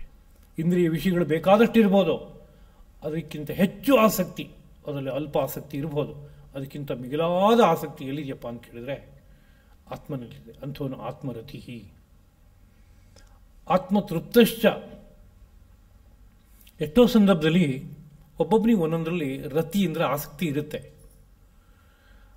ಆ ಆಸಕ್ತಿ ಪೂರ್ಣ ಸಂತೋಷವನ್ನು ತೃಪ್ತಿಯನ್ನು ತಂದುಕೊಡುತ್ತೋ ಅಥವಾ ತಂದುಕೊಡಲ್ವೋ ಅಂತ ಆಲೋಚನೆ ಮಾಡಿದಾಗ ಏನು ತೃಪ್ತಿಯನ್ನು ತಂದುಕೊಡಲ್ಲ. ಬಹಳ ರುಚಿಯಾದ ಆಹಾರ ವಸ್ತುಗಳು, ಮಧ್ಯಾಹ್ನಕ್ಕೊಂದು, ಸಂಜೆಗೊಂದು, ನಾಳೆ ಬೆಳಗ್ಗೆಗೊಂದು, ನಾಡ್ದಿಗೊಂದು. ಪೂರ್ಣ ಸಂತೃಪ್ತಿ ಬಂತ ಅಂದರೆ ಇಲ್ಲ. ತಗೊಳ್ಳುವಾಗ ಪರವಾಗಿಲ್ಲ, ಸಂತೃಪ್ತಿ ಆಯಿತು ಅಂತ ಅನಿಸುತ್ತೆ. ಸ್ವಲ್ಪ ಹೊತ್ತು ಆದಮೇಲೆ ಪುನಃ ಬೇಕು ಅಂತ ಅನಿಸುತ್ತೆ. ಸಾಯಂಕಾಲಕ್ಕೊಂದು ಬೇಕು ಅಂತ ಅನಿಸುತ್ತೆ, ನಾಳೆ ಬೆಳಗ್ಗೆಗೆ ಒಂದು ಬೇಕು ಅಂತ ಅನಿಸುತ್ತೆ, ನಾಳೆ ಮಧ್ಯಾಹ್ನಕ್ಕೆ ಇನ್ನೊಂದು ಬೇಕು ಅಂತ ಅನಿಸುತ್ತೆ. ಏನಾದ್ರು ಸಾಕು ಸಾಕು, ನನಗೆ ಇನ್ನೇನು ಇದ್ರ ಬಗ್ಗೆ ನನಗೆ ಅಪೇಕ್ಷೆ ಇಲ್ಲ ಅನ್ನೋ ರೀತಿಯ ಸ್ಥಿತಿ ಬರುತ್ತಾ ಅಂದರೆ ಖಂಡಿತವಾಗಿಯೂ ಬರ್ತಾ ಇಲ್ಲ. ಅದರಿಂದ ಆಹಾರ ದೃಷ್ಟಿಯಿಂದ ತೊಗೊಂಡ್ರೆ ನಿತ್ಯ ತೃಪ್ತಿ ಅಂತ ಸಿಗೋಲ್ಲ. ಅದು ಹೋಗಲಿ. ವಸ್ತ್ರದ ಬಗ್ಗೆ ನೋಡೋಣ ಅಂತ ಕೇಳಿದ್ರೆ ಬಹಳ ಉತ್ತಮವಾದಂಥ ಒಂದು ಬಟ್ಟೆ, ನನಗೆ ಒಳ್ಳೆ ಬಣ್ಣದ ಬಟ್ಟೆ, ಬಹಳ ಮೃದುವಾಗಿದೆ, ಹಗೂರವಾಗಿದೆ, ಮುಟ್ಟೋಕ್ಕೂ ತುಂಬ ಹಿತ, ಧರಿಸೋದಕ್ಕೂ ತುಂಬ ಹಿತ. ಸಂತೃಪ್ತಿ ಆಯ್ತಲ್ವೇ ಅಂದರೆ ಹೌದು, ಸ್ವಲ್ಪ ಹೊತ್ತಾಯಿತು ಅಷ್ಟೇ. ಅದಾದ ನಂತರ ಇದು ಎಷ್ಟೇ ಅಂದರೂ ಕಾಟನ್ನು, ಸಿಲ್ಕ್ ಆದರೆ ಇನ್ನೂ ಹಗುರವಾಗಿರ್ತಾ ಇತ್ತಲ್ವಾ, ಸ್ಮೂತ್ ಟಚ್ಚು, ಎಷ್ಟು ಹಿತವಾಗ್ತಾ ಇತ್ತು ಅಂತಂದರೆ ಪೂರ್ತಿ ತೃಪ್ತಿ ಆಗಿಲ್ಲ ಅಂತ ಸೂಚನೆ. ಅದು ಸಿಕ್ತು ಅಂತ ಇಟ್ಕೊಳ್ಳಿ, ಹೋಗಲಿ ಪೂರ್ತಿ ತೃಪ್ತಿ ಆಗಿಬಿಡುತ್ತಾ ಅಂದರೆ ಏನಾದರೂ ಬೇಸಿಗೆಯಲ್ಲಿ ಇದು ಬಳಸೋಕೆ ಚೆನ್ನಾಗಿರುತ್ತೆ, ಚಳಿ ಬಂತು ಅಂದರೆ ಇದನ್ನ ಇಟ್ಕೊಂಡು ಏನು ಮಾಡೋಕ್ಕಾಗತ್ತೆ, ಇರೋ ಚಳಿ ಇನ್ನಷ್ಟು ಜಾಸ್ತಿ ಮಾಡುತ್ತೆ. ತಂಪಿದು ಶೈತ್ಯನ ಒಂದು ದೃಷ್ಟಿಯಿಂದ ಹಿಡಿದಿಟ್ಕೊಂಡ್ಬಿಡುತ್ತೆ. ಏನಿದ್ರು ನಮಗೆ ಉಲ್ಲನ್ ಬಟ್ಟೆ ಬೇಕು ಅಂತ ಅನಿಸುತ್ತೆ. ಹೋಗಲಿ, ಇವೆಲ್ಲ ಸಿಕ್ಕಿದ್ರೆ ಪೂರ್ತಿ ಸಂತೃಪ್ತಿ ಅಂತ ಕೇಳಿದ್ರೆ ಆ ಉಲ್ಲನ್ ಬಟ್ಟೆಯಲ್ಲಿ ವೈವಿಧ್ಯ ಎಷ್ಟು ತರಹ ಇದೆ. ತುಂಬ ಹಗುರವಾಗಿರುವಂತಹದ್ದು, ಬಹಳ ಮೃದುವಾದಂತಹ ಸ್ಪರ್ಶ, ಬಹಳ ಬೆಚ್ಚಗಿಟ್ಟಿರುವಂತಹದ್ದು ಒಂದು ಉಲ್ಲನ್ ಇದೆ, ಅದು ಬೇಕು ಅಂತ ಅನಿಸುತ್ತೆ. ಅದು ಸಿಕ್ಕಿದ್ರೆ ಈ ಬಣ್ಣ ಕಪ್ಪಿದೆ, ಇದು ಕೆಂಪಿದ್ರೆ ಎಷ್ಟು ಚೆನ್ನಾಗಿರ್ತಿತ್ತು, ಕೆಂಪು ಸಿಕ್ಕಿದ್ರೆ ಹಳದಿದ್ರೆ ಎಷ್ಟು ಚೆನ್ನಾಗಿರ್ತಿತ್ತು. ಇದು ಮುಗಿಯುತ್ತಾ ಇದು. ಯಾವ ವಸ್ತುವನ್ನು ನೋಡಿದ್ರು ಅಷ್ಟೇ. ಒಂದು ಒಳ್ಳೆ ಕಾರು ಸಂತೃಪ್ತಿ ಪೂರ್ತಿ ಬಂತ ಇಲ್ಲ, ಖಂಡಿತ ಇಲ್ಲ. ಮೊದಲನೇ ದಿವಸ ಭಾಳ ಜಮ್ ಅಂತ ಅನ್ನಿಸ್ತು, ಎರಡನೇ ದಿವಸ ಸ್ವಲ್ಪ ಜಮ್ ಅಂತ ಅನಿಸುತ್ತೆ ಅಷ್ಟೇ. ಹಳ್ತಾ ಹೋಗ್ಬಿಟ್ಟಿದೆ ಅದಾಗಲೇ. ಇದಕ್ಕಿಂತ ಇನ್ನೊಂದು ವರ್ಷನ್ ಯಾವ್ದಾರು ಇದ್ದರೆ ಅದನ್ನು ಯಾಕೆ ನೋಡಬಾರ್ದು ಅಂತ ಅನ್ನಿಸ್ತಾ ಇರುತ್ತೆ. ಇನ್ನಷ್ಟು ಇನ್ನೂ 10 ಫೆಸಿಲಿಟೀಸ್ ಇದ್ರಲ್ಲಿ ಕೊಡ್ಬೋದಿತ್ತು ಅಂತ ಬುದ್ಧಿ ಯೋಚನೆ ಮಾಡುತ್ತೆ, ಕೊಟ್ಟಿಲ್ವಲ್ಲ ಅಂತ. ಅಂದರೆ ಅತೃಪ್ತಿಮಯ ಯಾವ ವಿಷಯ ನೋಡಿದ್ರು ಹಾಗೇನೆ ಹೀಗೆ ಹೋಗ್ತಾ ಇದೆ. ಹಾಗಲ್ಲದೆ ಆತ್ಮತೃಪ್ತಶ್ಚ, ಅವನಲ್ಲಿ ಅವನು ಸಂತೃಪ್ತ. ಯಾಕೆಂದರೆ ಆತ್ಮವಸ್ತುವಿಗೆ ಅಷ್ಟು ಸಾಮರ್ಥ್ಯ ಇದೆ, ಅದ್ಭುತವಾದ ಸಂತೃಪ್ತಿಯನ್ನು ತಂದು ಕೊಟ್ಬಿಡುತ್ತೆ. ಯಾತಕ್ಕೆ ತಂದು ಕೊಡುತ್ತೆ ಅಂತ ಕೇಳಿದ್ರೆ, ಜೀವ ಬಯಸ್ತಾ ಇರೋದೇ ಅದು, ಅದ್ರ ಜೀವಕ್ಕೆ ಗೊತ್ತಾಗಿಲ್ಲ ಅದು ನಾನು ಏನನ್ನು ಬಯಸ್ತಾ ಇದ್ದೀನಿ ಅಂತ. ಯಾಕೆಂದರೆ ಮರ ಉಂಟಾಗ್ಬಿಟ್ಟಿದೆ. ಚಿಕ್ಕ ಮಗು ಅಳುತ್ತೆ, ಅದಕ್ಕೆ ಏನು ಬೇಕಾಗಿದೆ ಅಂದರೆ ನಿದ್ದೆ ಅಷ್ಟೇ. ಅದು ನಿದ್ದೆ ಬೇಕು ಅಂತ ಗೊತ್ತಾಗೋಲ್ಲ, ಅಳುತ್ತೆ. ತಾಯಿ ಆದವಳು ಅರ್ಥ ಮಾಡಿಕೊಂಡು ಜೋಗುಳ ಹಾಡಿ ತೊಟ್ಲಲ್ಲಿ ತೂಗಿ ನಿದ್ದೆ ಬರೆಸಿದಾಗ ನೆಮ್ಮದಿಯಾಗಿ ನಿದ್ದೆ ಮಾಡುತ್ತೆ. ಹಾಗೆ ಜೀವಕ್ಕೆ ಬೇಕಾಗಿರೋದು ಆತ್ಮವಸ್ತು, ಆದರೆ ಅದು ಬೇಕು ಅಂತ ಗೊತ್ತಾಗೇ ಇಲ್ಲ ಅನ್ನೋ ಪರಿಸ್ಥಿತಿ ಇದ್ದಾಗ ಹೊರಗಡೆ ಎಲ್ಲ ನೂರಾರು ವಸ್ತುಗಳನ್ನೆಲ್ಲ ಪಡೆದು ಎಲ್ಲೂ ಸಂತೃಪ್ತಿ ಪಡೆದೇ ಇರುವಂಥ ಸ್ಥಿತಿಯಲ್ಲಿದ್ದಾಗ ಆತ್ಮವಸ್ತು ಸಿಕ್ಕಿದ್ರೆ ಏನಾಗುತ್ತೆ ಅಂದರೆ, ಇನ್ನೇನು ಬೇಡ ನನಗೆ, ಸಾಕು, ಇದಿಷ್ಟೇ ಬೇಕಾಗಿತ್ತು, ನಾನು ಕಳ್ಕೊಂಡಿದ್ದೇನೆ, ಇವತ್ತು ನಂಗೆ ಸಿಕ್ಬಿಡ್ತು, ಇನ್ನೇನು ಬೇಕು ನನಗೆ. ಯಾಕೆಂದರೆ ಇದಕ್ಕಿಂತ ಮಿಗಿಲಾದ ಇನ್ನೊಂದು ಆನಂದನ ಎಲ್ಲೂ ನೋಡೋಕ್ಕಾಗಲ್ಲ, ಎಲ್ಲೂ ಈ ಪ್ರಪಂಚದಲ್ಲಿ ನಾನು ನೋಡಿಲ್ಲ. ಅದರಿಂದ ಅದ್ಭುತವಾದ ಆನಂದ, ಇದಕ್ಕೆ ಮಿಗಿಲಾದದ್ದು ಇನ್ನೇನು ಬೇಡ ನನಗೆ. ಎಷ್ಟು ಆನಂದ ಇದೆ ಅಂದರೆ ಆನಂದದಲ್ಲಿ ಮುಳುಗಿ ಹೊರಟೋಗ್ತೀನಿ. ಆಮೇಲೆ ನಾನು ಆನಂದವನ್ನು ಅನುಭವಿಸ್ತಾ ಇದ್ದೀನಿ ಅಂತ ಸಹ ಅನ್ಕೊಳ್ಳೋಕ್ಕಾಗಲ್ಲ. ಹಾಗೆ ಮುಳುಗಿ ಹೋಗುವಷ್ಟು ದೊಡ್ಡ ಮಟ್ಟದ ಆನಂದ ಇದು ಅಂತಂದಾಗ ಪರಿಪೂರ್ಣವಾದ ಸಂತೃಪ್ತಿ ಅನ್ನೋದು ಒದಗಿಬಿಡುತ್ತೆ. ಆತ್ಮನ್ಯೇವಚ ಸಂತುಷ್ಟ. ಮತ್ತು ತೃಪ್ತಿ ಅನ್ನೋದು ಒಂದು, ಸಾಕು ಅನ್ನೋ ಬುದ್ಧಿಯನ್ನು ತೃಪ್ತಿ ಅಂತ ಕರಿತಾ ಇದ್ವಿ. ನನಗೆ ಸಾಕು ಅಂತ ಅನಿಸಿದ್ರೆ ಸಂತೃಪ್ತಿ ಅಂತ ಕರೀತಾರೆ. ಸಂತುಷ್ಟ ಅಂದರೆ ಇಂದ್ರಿಯಗಳೆಲ್ಲ ವಿಕಾಸಗೊಂಡು ಯಾವ್ಯಾವ ಇಂದ್ರಿಯ ಯಾವ್ಯಾವ ರೀತಿಯಾದಂಥ ಉಲ್ಲಾಸವನ್ನು ಕಾಣಬೇಕೋ ಅದಕ್ಕೆ ಸಂತೋಷ ಅಂತ ಕರೀತಾರೆ. ಎಲ್ಲ ಇಂದ್ರಿಯಗಳಿಗೆ, ಮನಸ್ಸು ಬುದ್ಧಿ ಎಲ್ಲಕ್ಕೂ ಪರಮಾನಂದ, ಸಂತೋಷ, ಪರಾಕಾಷ್ಠ ಸಂತೋಷ, ಇನ್ನಿದಕ್ಕಿಂತ ಮಿಗಿಲಾದದ್ದೇನೂ ಇಲ್ಲ ಅನ್ನೋ ರೀತಿಯಾದಂಥ ಪ್ರವೃತ್ತಿ. ಹಾಗಾದಾಗ ಸಂತುಷ್ಟ ಎಂಬ ಹೆಸರು ಬರುತ್ತೆ. ಹೀಗಾದ ಮೇಲೆ ತಸ್ಯ ಕಾರ್ಯಂ ನ ವಿದ್ಯತೆ, ಅವನಿಗೆ ಇನ್ಯಾವುದೂ ಕಾರ್ಯ ಇರೋಲ್ಲ ಅಂತ. ಎಲ್ಲ ಕಾರ್ಯ ಇರೋದು ಇಂಥ ಅನುಭವವನ್ನು ಮುಟ್ಟೋಕ್ಕೋಸ್ಕರವಾಗಿ. ಅನುಭವವನ್ನೇ ಮುಟ್ಟಿ ಆದಮೇಲೆ ಕಾರ್ಯ ಏನಿರುತ್ತೆ. ಇಲ್ಲಿಂದ ನಾನು ಕಾಶಿಗೆ ಹೋಗಬೇಕು ಅಂತ ನನ್ನ ಉದ್ದೇಶ, ಹೊರಟಿದ್ದೀನಿ ನಾನು, ನಿತ್ಯ ಕೆಲಸ ಇದೆ ನನಗೆ. ಏನು ಕೆಲಸ ಇದೆ? ನಡ್ಕೊಂಡು ಹೋಗಬೇಕಾ ಅಥವಾ ಯಾವ್ದಾದ್ರು ವಾಹನ ಮಾಡ್ಕೊಂಡು ಹೋಗಬೇಕಾ? ಆ ದಿಕ್ಕಲ್ಲಿ ನಾನು ಸಂಚಾರ ಮಾಡಬೇಕು, ಪ್ರಯಾಣ ಮಾಡಬೇಕು, ಕಾರ್ಯ ಇದೆ ನನಗೆ. ಮತ್ತು ಅಲ್ಲಿ ಹೋಗಿ ತಲುಪಬೇಕಾದ್ರೆ ಎಷ್ಟು ಶಿಸ್ತು, ಜವಾಬ್ದಾರಿ, ಇದನ್ನ ಇಟ್ಕೋಬೇಕು, ಅದನ್ನೆಲ್ಲ ಇಟ್ಕೋಬೇಕು, ಅದು ಒಂದು ಕಾರ್ಯನೇ. ಇವೆಲ್ಲ ಇದೆ. ಆದರೆ ತಲುಪಾಯಿತು ಅಂತಂದಮೇಲೆ ಪುನಃ ಸಂಚಾರದ ವಿಷಯ ಇದೆಯಾ? ಏನೂ ಇಲ್ಲ, ಮುಗಿದೋಯ್ತು. ತಲುಪಾದ ಮೇಲೂ ಪುನಃ ಗಾಡಿಯಲ್ಲಿ ಓಡಾಡ್ತಾನೇ ಇರಬೇಕು ಅಂತನ್ಸಿದ್ರೆ ಹುಚ್ಚ ಅಂತ ಕರೀತಾರೆ. ಗಾಡಿ ತೊಗೊಂಡಿದ್ದೇ ಯಾತಕ್ಕೆ ಅಂದರೆ ಕಾಶಿ ತಲುಪಕ್ಕೆ ಅಂತ. ತಲುಪಾದ್ಮೇಲೆ ಆ ಕಾರ್ಯ ಮುಗೀತು ಅಂತ ಅರ್ಥ. ಅದೇ ರೀತಿಯಲ್ಲಿ ಜೀವನದ ಪರಮಲಕ್ಷ್ಯ ಏನಿದೆ, ತನ್ನೊಳಗಡೆ ಇರುವಂಥ ಆತ್ಮನನ್ನು ತಾನು ಕಂಡು ಆನಂದಿಸುವಂಥದ್ದು. ಜೀವಕ್ಕೆ ಗೊತ್ತಾಗದೇ ಇರ್ಬೋದು, ಗೊತ್ತಾಗುವ ಜ್ಞಾನಿಗಳು ಹೇಳ್ತಾರೆ, ನೀನೊಬ್ಬ ಮನುಷ್ಯಪ್ಪ, ಜೀವ, ನಿನಗೆ ಗುಪ್ತವಾಗಿ ಹುದುಗಿರುವ ಆಸೆ ಏನಪ್ಪ ಅಂದರೆ ನಿನ್ನೊಳಗಡೆ ಇರುವ ಬೆಳಕನ್ನು ನೋಡಬೇಕು ಅಂತ ಹಾಗೆ ಹೇಳ್ತಾರೆ. ಹಾಗೆ ಹೇಳಿದ್ದನ್ನು ನಾವು ಒಪ್ಕೋಬೇಕೆ ಅಂದರೆ ತತ್ಕಾಲದಲ್ಲಿ ಒಪ್ಕೊಳ್ಳಿ, ಆಮೇಲೆ ನೀವೇ ಅರ್ಥ ಮಾಡ್ಕೋತೀರಿ ಸತ್ಯ ಹೇಳಿದ್ದು ಅಂತ ತಿಳ್ಕೊಳಕ್ಕಾಗತ್ತೆ.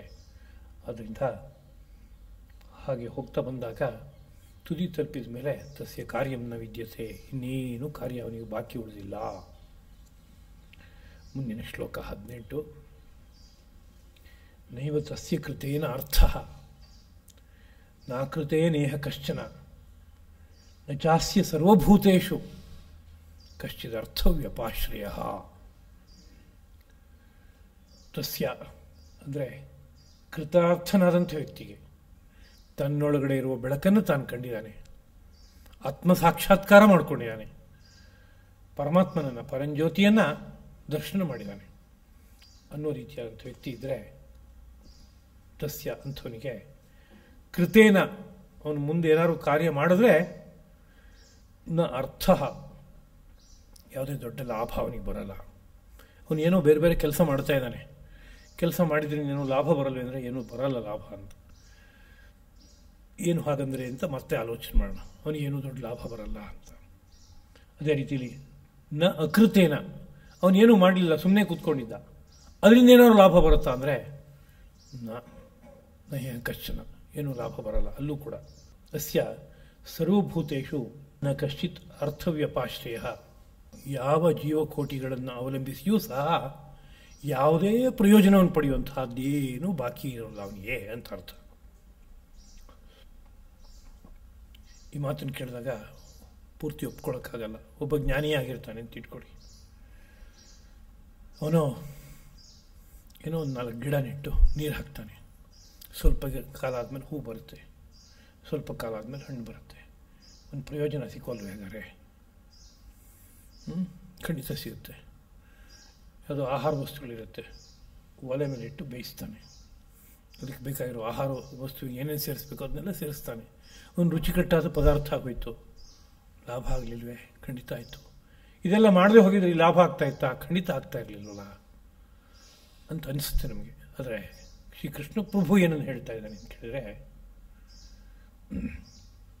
ಇವೆಲ್ಲ ಈ ರೀತಿಯಾದ ಲಾಭಗಳೆಲ್ಲ ಯಾವ ಪರಮ ಲಾಭದಲ್ಲಿ ಹೋಗಿ ನಿಲ್ಲಬೇಕೋ ಆ ಪರಮ ಲಾಭ ನಿಂಗೆ ಬಂದು ಹೋಯ್ತಪ್ಪ. ಅದೇ ಬಂದು ಹೋದ್ಮೇಲೆ ಈ ಉಳಿದಿದ್ದೆಲ್ಲ ಹೊರಗಡೆಯಿಂದ ಲಾಭ ಅಂತ ಅನಿಸಿದ್ರು ಪರಿಗಣನೀಯವಾದ ದೊಡ್ಡ ಲಾಭ ಅಲ್ಲ. ಇದೇನು ಇಲ್ಲದೆ ಹೋದ್ರೂ ನಿಂಗೇನು ನಷ್ಟ ಇಲ್ಲ. ನೀ ಎಲ್ಲಿಗೆ ತಲುಪಬೇಕೋ ಅಲ್ಲಿ ತಲುಪ ಆಗೋಯ್ತು ಅನ್ನೋದು ತಾತ್ಪರ್ಯ. ಅದು ಲೋಕದಲ್ಲಿ ಬೇರೆ ಬೇರೆ ರೀತಿಯಾದಂಥ ಸಾಹಿತ್ಯಗಳು ಶಾಸ್ತ್ರಜ್ಞರ ಕಡೆಯಿಂದ ಪ್ರಕಾಶಿತವಾಗಿರುವಂಥದ್ದುಂಟು, ಬೆಳಕಿಗೆ ಬಂದಿರುವಂಥದ್ದುಂಟು. ಉದಾಹರಣೆಗೆ ಒಂದು 4 ನೋಡೋಣ. ಒಬ್ಬ ಜ್ಞಾನಿಯಾಗಿರ್ಬೋದು, ಆ ವಿಷಯ ಬೇರೆ. ಆದರೆ ಶಾಸ್ತ್ರ ಗ್ರಂಥಗಳು ಹೇಳ್ತಾ ಇದೆ ಅಪುತ್ರಸಿ ಗತಿರ್ನಾಸ್ತಿ ಅಂತ. ಮಕ್ಕಳಿಲ್ಲದೆ ಇದ್ದವನಿಗೆ ಸದ್ಗತಿ ಸಿಕ್ಕೋಲ್ಲ ಅಂತ. ಹೀಗಿರುವಾಗ ಅವನು ಜ್ಞಾನಿಯಾಗಿದ್ದರೇನಂತೆ, ಮಗುವನ್ನು ಸಂತತಿಯನ್ನು ಪಡಿಬೇಕಾದ ಒಂದು ಕರ್ತವ್ಯ ಇಲ್ಲವೇ ಅವನಿಗೆ ಅಂತ ಒಂದು ಪ್ರಶ್ನೆ ಉಟ್ಕೊಳ್ಳುತ್ತೆ. ಆದರೆ ಸಂತತಿಯನ್ನು ಪಡಿಬಹುದು. ಸಂತತಿಯನ್ನು ಪಡೆದೇ ಹೋದರೂ ಸಹ ಸಂತತಿಯನ್ನು ಪಡೆದ್ರೆ ಏನು ಲಾಭ ಪಡಿಬೋದು ಅಷ್ಟು ಲಾಭವನ್ನು ಅವನು ಪಡೆದಿಯಾನೆ.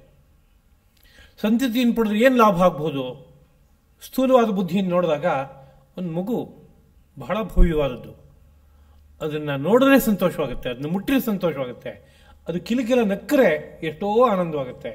ಅದರ ಜೊತೆಗೆ ಆಟ ಆಡ್ತಾ ಇದ್ರೆ ಸ್ವರ್ಗ ಇರುತ್ತೆ. ಲಾಭ ಅಲ್ವೇ? ಹೌದು. ಅಷ್ಟೇನಾ ಅಂತ ಕೇಳಿದ್ರೆ ಒಂದು ದೊಡ್ಡದಾಯಿತು ಅಂತ ಇಟ್ಕೊಳ್ಳಿ, ಅದು ಸಹಕಾರಕ್ಕೆ ನಿಂತ್ಕೊಳ್ಳುತ್ತೆ ಯಾವುದೋ ನೀರದಲ್ಲಿ, ಅಲ್ಲೊಂದು ದೊಡ್ಡ ಲಾಭ ಆಗುತ್ತಲ್ಲ. ಅದೂ ಅಲ್ಲ, ನಮ್ಮ ಭಾರತೀಯ ಚಿಂತನೆಯ ಪ್ರಕಾರ ಒಂದು ಮಗು ತಂದೆಗೆ ಸದ್ಗತಿಗೆ ತಾನು ದಾರಿ ಮಾಡಿಕೊಡ್ಬೋದು ಅಂತಿದೆ. ತಂದೆಗೆ ಮೋಕ್ಷ ಇಲ್ಲ, ದುರ್ಗತಿ ಉಂಟಾಗಿದೆ ಅಂತಿದ್ರೆ ಅರ್ಥ ಮಾಡಿಕೊಂಡು ಮಗ ಅದಕ್ಕೆ ಬೇಕಾಗುವ ಯಾವ್ಯಾವ ರೀತಿಯಾದ ಕರ್ಮವನ್ನು ಸಾಧಿಸಬೇಕು ಅದನ್ನೆಲ್ಲ ಸಾಧಿಸಿದ್ರೆ ಅತ್ಯದ್ಭುತವಾದಂತಹ ಒಂದು ಲಾಭ ತಂದೆಗೆ ಸಿಕ್ಬಿಡುತ್ತೆ. ಹೀಗೆಲ್ಲ ಇರೋದ್ರಿಂದ ಅಪುತ್ರಸಿ ಗತಿರ್ನಾಸ್ತಿ, ಮಕ್ಕಳಿಲ್ಲೇ ಇದ್ದವರಿಗೆ ಸದ್ಗತಿ ಇಲ್ಲ ಅಂತ ಹೇಳಿದೆಯಲ್ಲ. ಹೀಗಿರೋದ್ರಿಂದ ಒಬ್ಬ ಜ್ಞಾನಿಯೇ ಆದರೂ ಒಂದು ಸಂತತಿಯನ್ನು ಪಡೆದು ದೊಡ್ಡ ಲಾಭ ಆಗುತ್ತಲ್ಲ ಅಂತ ಒಂದು ಪ್ರಶ್ನೆ ಹುಟ್ಕೊಳ್ಳುತ್ತೆ. ಆದರೆ ಮಗುವನ್ನು ಇಟ್ಕೊಂಡಾಗ ಏನು ಸಂತೋಷ ಆಗುತ್ತೋ, ಮಗು ಇದ್ದಿದ್ದರಿಂದ ಸದ್ಗತಿಗೆ ಏನು ಕಾರಣ ಆಗುತ್ತೋ ಅಷ್ಟು ಸಹ ಈ ತನ್ನ ಒಳಗಡೆ ಇರುವ ಆನಂದಾನುಭವದಿಂದ ಸಿಕ್ಕೋಯ್ತು ಅಂತ ಆದಾಗ ಇದೆಲ್ಲ ಪರಿಗಣನೀಯವಾದದ್ದಲ್ಲ ಅಂತ ಒಂದು ಅಭಿಪ್ರಾಯ ಒಳಗಡೆಗಿದೆ. ಇದೇ ರೀತಿಯಲ್ಲಿ ಭಾರ್ಯಾಮೂಲಂ ತ್ರಿವರ್ಗಸ್ಯ ಭಾರ್ಯಾಮೂಲಂ ತರಿಷ್ಯತಃ ಅಂತ ತಜ್ಞರು ಸಾರ್ತಾರೆ. ಒಬ್ಬ ವಯಸ್ಸಿಗೆ ಬಂದಾಗ ವಿವಾಹ ಆಗಬೇಕು ಅಂತ ಸಾಮಾನ್ಯ ನಿಯಮ. ಯಾಕೆಂದರೆ ಇಂದ್ರಿಯಗಳು ಆ ಥರದ ಆಸಕ್ತಿಯನ್ನು ವ್ಯಕ್ತಪಡಿಸುತ್ತವೆ. ಅವುಗಳಿಗೊಂದು ಸಂತೃಪ್ತಿ ಬೇಕು ಅಂತಂದರೆ ವಿವಾಹದಿಂದ ಸಿಗುತ್ತೆ, ಅದನ್ನು ವಿವಾಹ ಆಗಬೇಕು ಅಂತ ಅರ್ಥ. ಒಬ್ಬ ಜ್ಞಾನಿಯಾಗಿದ್ದಾನೆ, ಹಾಗಿದ್ರೂ ಸಹ ಯಾವುದೋ ಒಂದು ವಯಸ್ಸಿನಲ್ಲಿ ವಿವಾಹ ಆದರೆ ಅವನಿಗೆ ಲಾಭ ಆಗಲ್ವೇ ಅಂತ ಕೇಳಿದ್ರೆ ಗ್ರಂಥಗಳೇ ಹೇಳುತ್ತೆ ಭಾರ್ಯಾಮೂಲಂ ತ್ರಿವರ್ಗಸ್ಯ. ಪತ್ನಿಯೇ ತ್ರಿವರ್ಗ ಅಂದರೆ ಧರ್ಮಾರ್ಥ ಕಾಮಗಳ ಸಿದ್ಧಿಗೆ ಮೂಲ. ಅದರಿಂದ ಒಬ್ಬಳು ಪತ್ನಿ ಬೇಕು, ಧರ್ಮಾರ್ಥ ಕಾಮಗಳನ್ನು ಸಾಧನೆ ಮಾಡ್ಬೋದು. ಭಾರ್ಯಾಮೂಲಂ ತರಿಷ್ಯತಃ, ಅದೇ ರೀತಿಯಲ್ಲಿ ಸಂಸಾರ ಸಾಗರವನ್ನು ದಾಟಬೇಕು ಅಂತಂದರೆ ಅದಕ್ಕೆ ಭಾರ್ಯೆ ಮಡದಿ ಸಹಕಾರ ಉಂಟು ಮಾಡ್ತಾಳೆ, ಸಹಕಾರವನ್ನು ಕೊಡ್ತಾಳೆ. ಹೀಗಿರುವಾಗ ಲಾಭ ಇದೆಯಲ್ಲ ಅಂತ ಕೇಳಿದರೆ ಹೌದು. ಧರ್ಮ ಅರ್ಥ ಕಾಮ ಮೋಕ್ಷ ಈ 4 ಸಹ ಭಾರ್ಯೆಯಿಂದ ಸಿಗುತ್ತೆ ಅಂತ ಎಷ್ಟೇ ಏನೇ ಹೇಳಿದರೂ ಅವನಿಗೆ ಒಳಗಡೆ ಸಿಕ್ಕಿರುವ ಪರಮಾತ್ಮ ಪರಂಜ್ಯೋತಿಯ ಅನುಭವ ಏನಿದೆ ಅದರಿಂದ ಇದಿಷ್ಟು ಬಂದ ಹಾಗೋಯ್ತು ಪೂರ್ತಿಯಾಗಿ. ಹಾಗಾಗೋದ್ರಿಂದ ಭಾರ್ಯಾ ಮೂಲವಾಗಿ ಇದೆಲ್ಲವನ್ನು ಪಡಿಬೇಕು ಅಂತೇನು ನೀತಿ ಇಲ್ಲ. ಇದೇ ರೀತಿಯಲ್ಲಿ ಲೌಕಿಕವಾಗಿ ಎಲ್ಲ ವಸ್ತುಗಳಿಂದಲೂ ಒಂದೊಂದು ಲಾಭ ಇದೆ.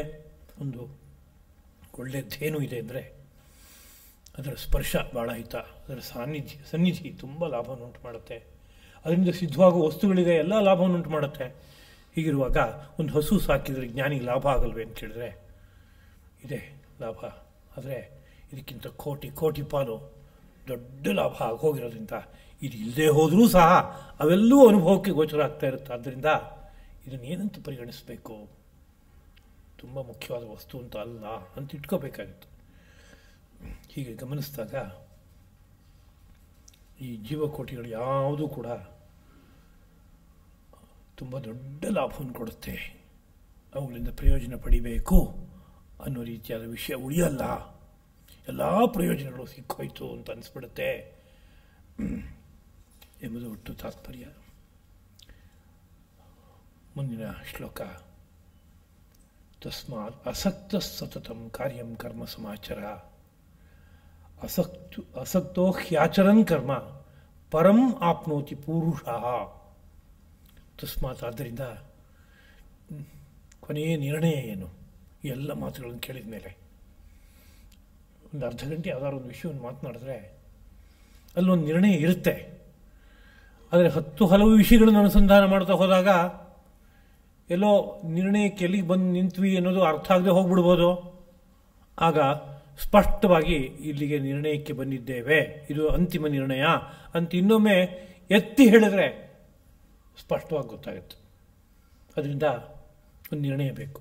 ಆ ನಿರ್ಣಯದ ಮಾತು ಏನಪ್ಪ ಅಂದರೆ ತಸ್ಮಾತ್, ಆದ್ದರಿಂದ ಅಂದರೆ ಇಷ್ಟೆಲ್ಲ ವಿಚಾರಗಳಿರೋದ್ರಿಂದ ಸತತಂ ಅಂದರೆ ಸದಾ ಕಾಲದಲ್ಲೂ ಕಾರ್ಯಂ ಕರ್ಮ ಸಮಾಚಾರ ಮಾಡಬೇಕಾದ ಕಾರ್ಯವನ್ನು ಮಾಡುವಂಥ.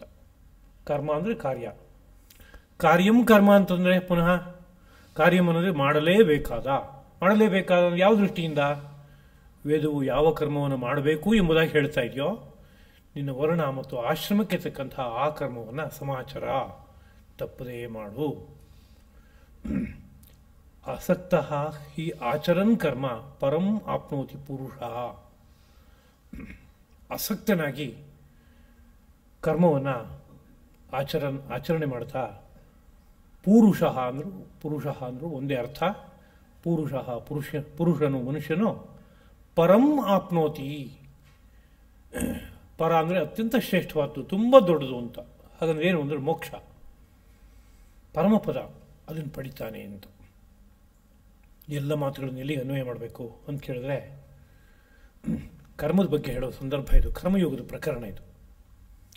ಕರ್ಮಯೋಗದ ಪ್ರಕರಣ ಆದ್ದರಿಂದ ಕರ್ಮಾಚರಣೆ ಯಾತಕ್ಕೆ ಬಂದಿದೆ ಅಂತ ಹೇಳಬೇಕಾಗಿದೆ. ಯಾರೋ ಒಬ್ಬ ಒಳಗಡೆ ಇರೋ ಪರಮಾತ್ಮನೇ ದರ್ಶನ ಮಾಡ್ಕೊಂಡು ಆಯಿತು ಅಂತ ಆದರೆ ಆ ವಿಷಯ ಬೇರೆ ಅದು. ಆ ಬಗ್ಗೆ ಮುಂದೆ ಮಾತಾಡ್ತಾ ಇದ್ದಾನೆ ಕೃಷ್ಣ. ಅದಕ್ಕಿಂತ ಪೂರ್ವದಲ್ಲಿ ಅವನು ಒಳಗಡೆ ಇರುವಂತಹ ತತ್ವವನ್ನು ಪರಮಾತ್ಮನನ್ನು ದರ್ಶನ ಮಾಡ್ಕೊಂಡಿಲ್ಲ ಅನ್ನೋ ಸ್ಥಿತಿಲಿದ್ದಾನೆ ಅಂತ ಅಂದಾಗ ಅವನ ಕಾರ್ಯ ಏನು ಅಂತ ಕೇಳಿದ್ರೆ ಕರ್ತವ್ಯ ಕರ್ಮಗಳನ್ನು ಆಚರಣೆ ಮಾಡಬೇಕು ಅಂತ. ಹೇಗೆ ಆಚರಣೆ ಮಾಡಬೇಕು ಅಂತ ಕೇಳಿದ್ರೆ ಆಸಕ್ತ. ಕರ್ಮ ಕಂಡ್ಕೋಬೇಡ, ಕರ್ಮದ ಫಲವನ್ನು ನಿರೀಕ್ಷೆ ಮಾಡಬೇಡ. ಅದು ನಿರೀಕ್ಷೆ ಮಾಡದೆ ಹೋದ್ರು ನಿಂಗೇನು ಬರಬೇಕೋ ಅದಷ್ಟು ಬರುತ್ತೆ. ನೀನು ಯಾಕೆ ಮಾಡಬೇಕು ಅಂತ ಕೇಳಿದ್ರೆ ಆ ಕರ್ಮ ಮಾಡೋಕ್ಕೋಸ್ಕರವೇ ನೀ ಬಂದಿದೆಯಾ.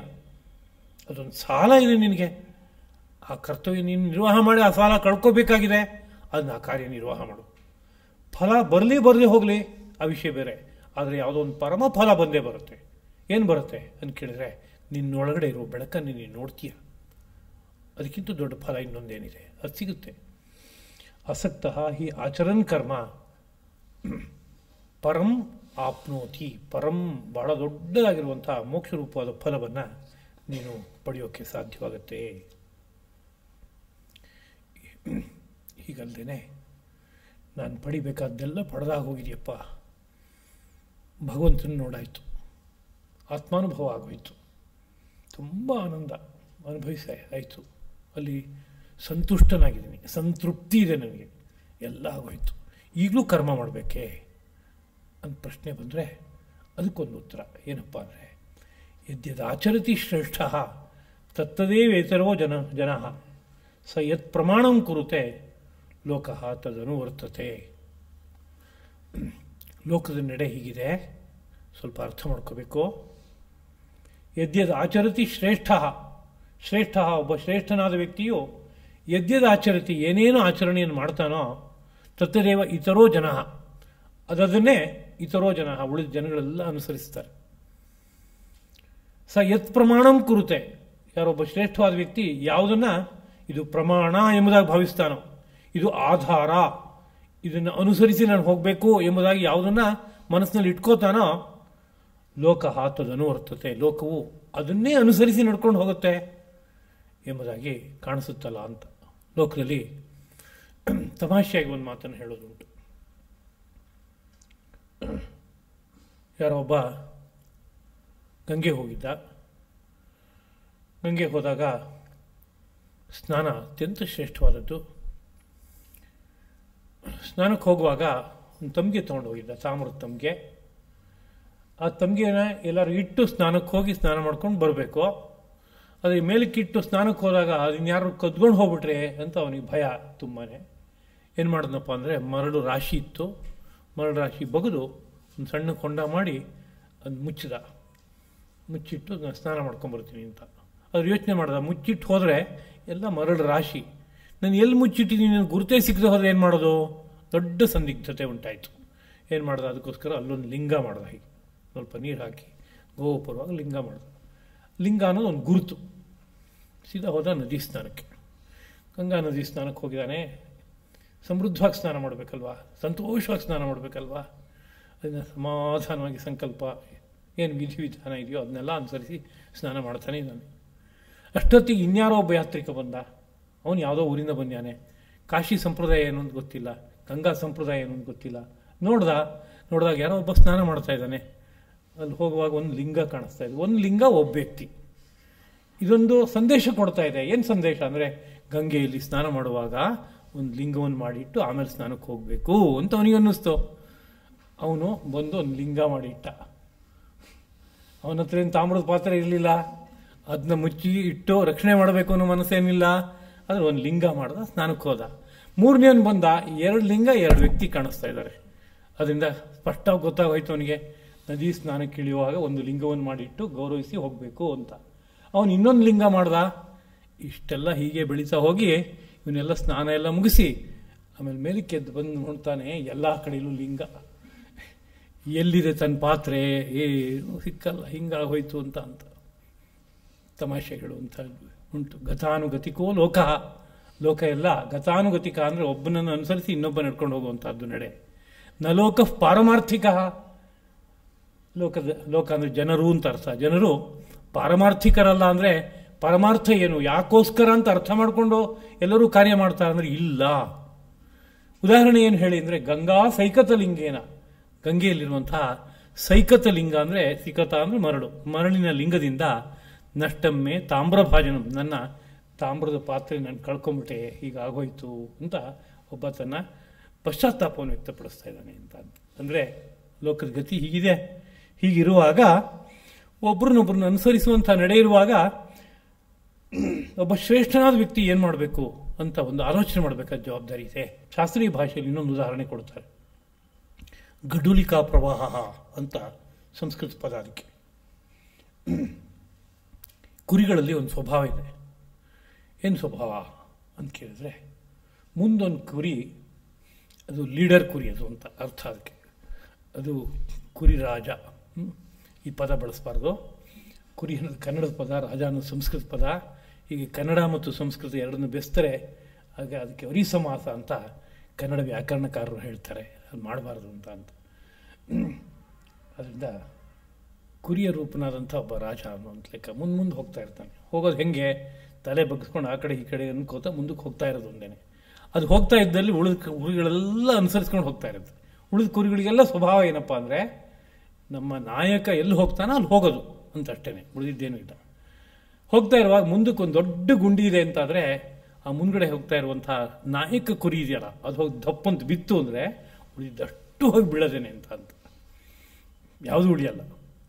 ತಮಾಷೆ ಹೇಳೋದುಂಟಲ್ವಾ, ಪ್ರಶ್ನೆ ಕೇಳೋದುಂಟು. ನಾಯಕ ಕುರಿ ಒಂದು ಗುಂಡಿಗೆ ಬಿದ್ದೋಯ್ತು. ಒಟ್ಟು 21 ಕುರಿ ಇತ್ತು. ನಾಯಕ ಕುರಿ ಬಿದ್ದೋಯ್ತು, ಇನ್ನೆಷ್ಟು ಕುರಿ ಉಳಿತಪ್ಪ ಅಂತ ಕೇಳಿದ್ರು. ಪ್ರಶ್ನೆ ಏನು ಹೇಳ್ತೀವಿ?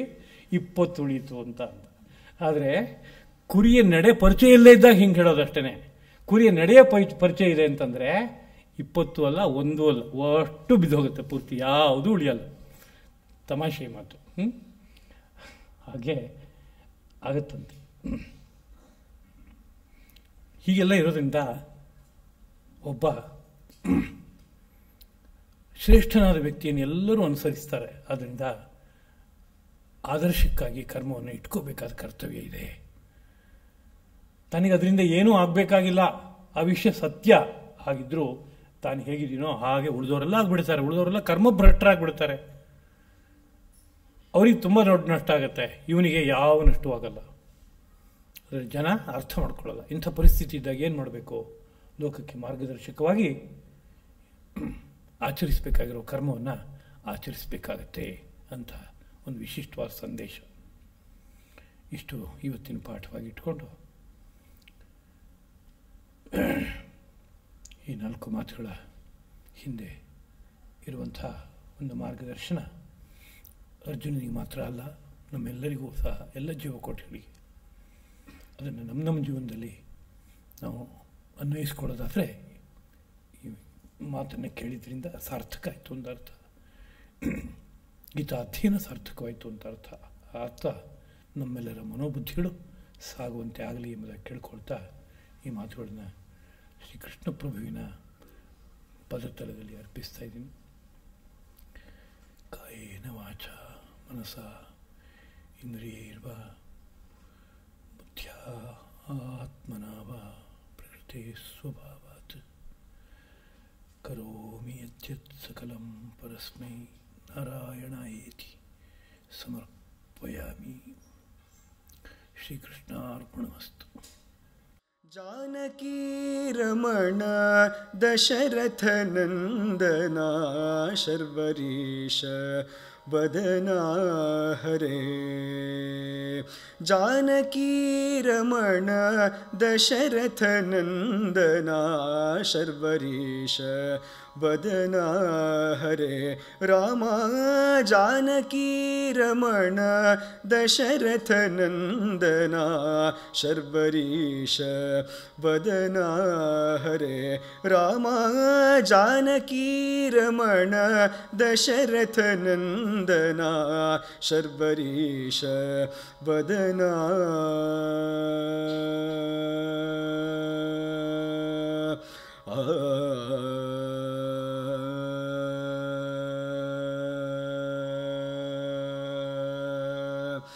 दीनवत्सल दया जलधे दीनवत्सल दया जलधे दीनवत्सल दया जलधे. रामा दीनवत्सल दया जलधे. रामा दीनवत्सल दया जलधे. वरदानशील कोदण्डपाणे दीनवत्सल दया जलधे. वरदानशील कोदण्डपाणे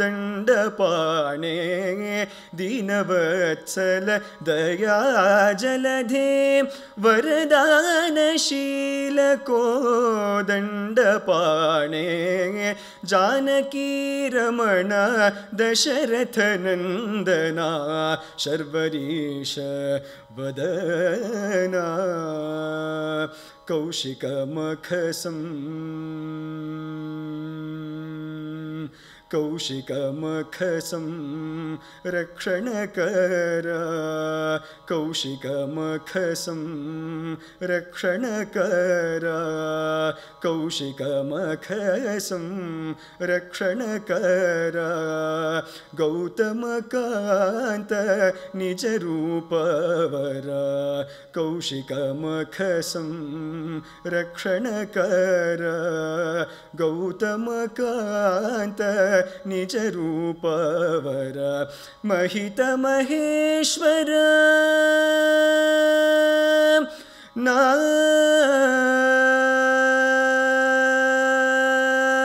ना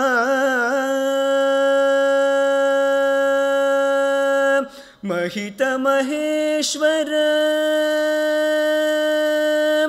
महित महेश्वर चापदळनकर महित महेश्वर चापदळनकर महित महेश्वर चापदळनकर महित महेश्वर चापदळनकर मिथिलातनया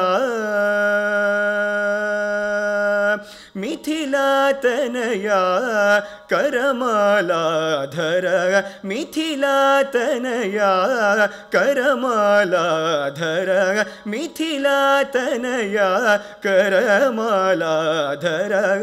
जानकी रमण दशरथ नंदना शर्वरीश वदना हरे रामा जानकी रमण दशरथ नंदना शर्वरीश वदना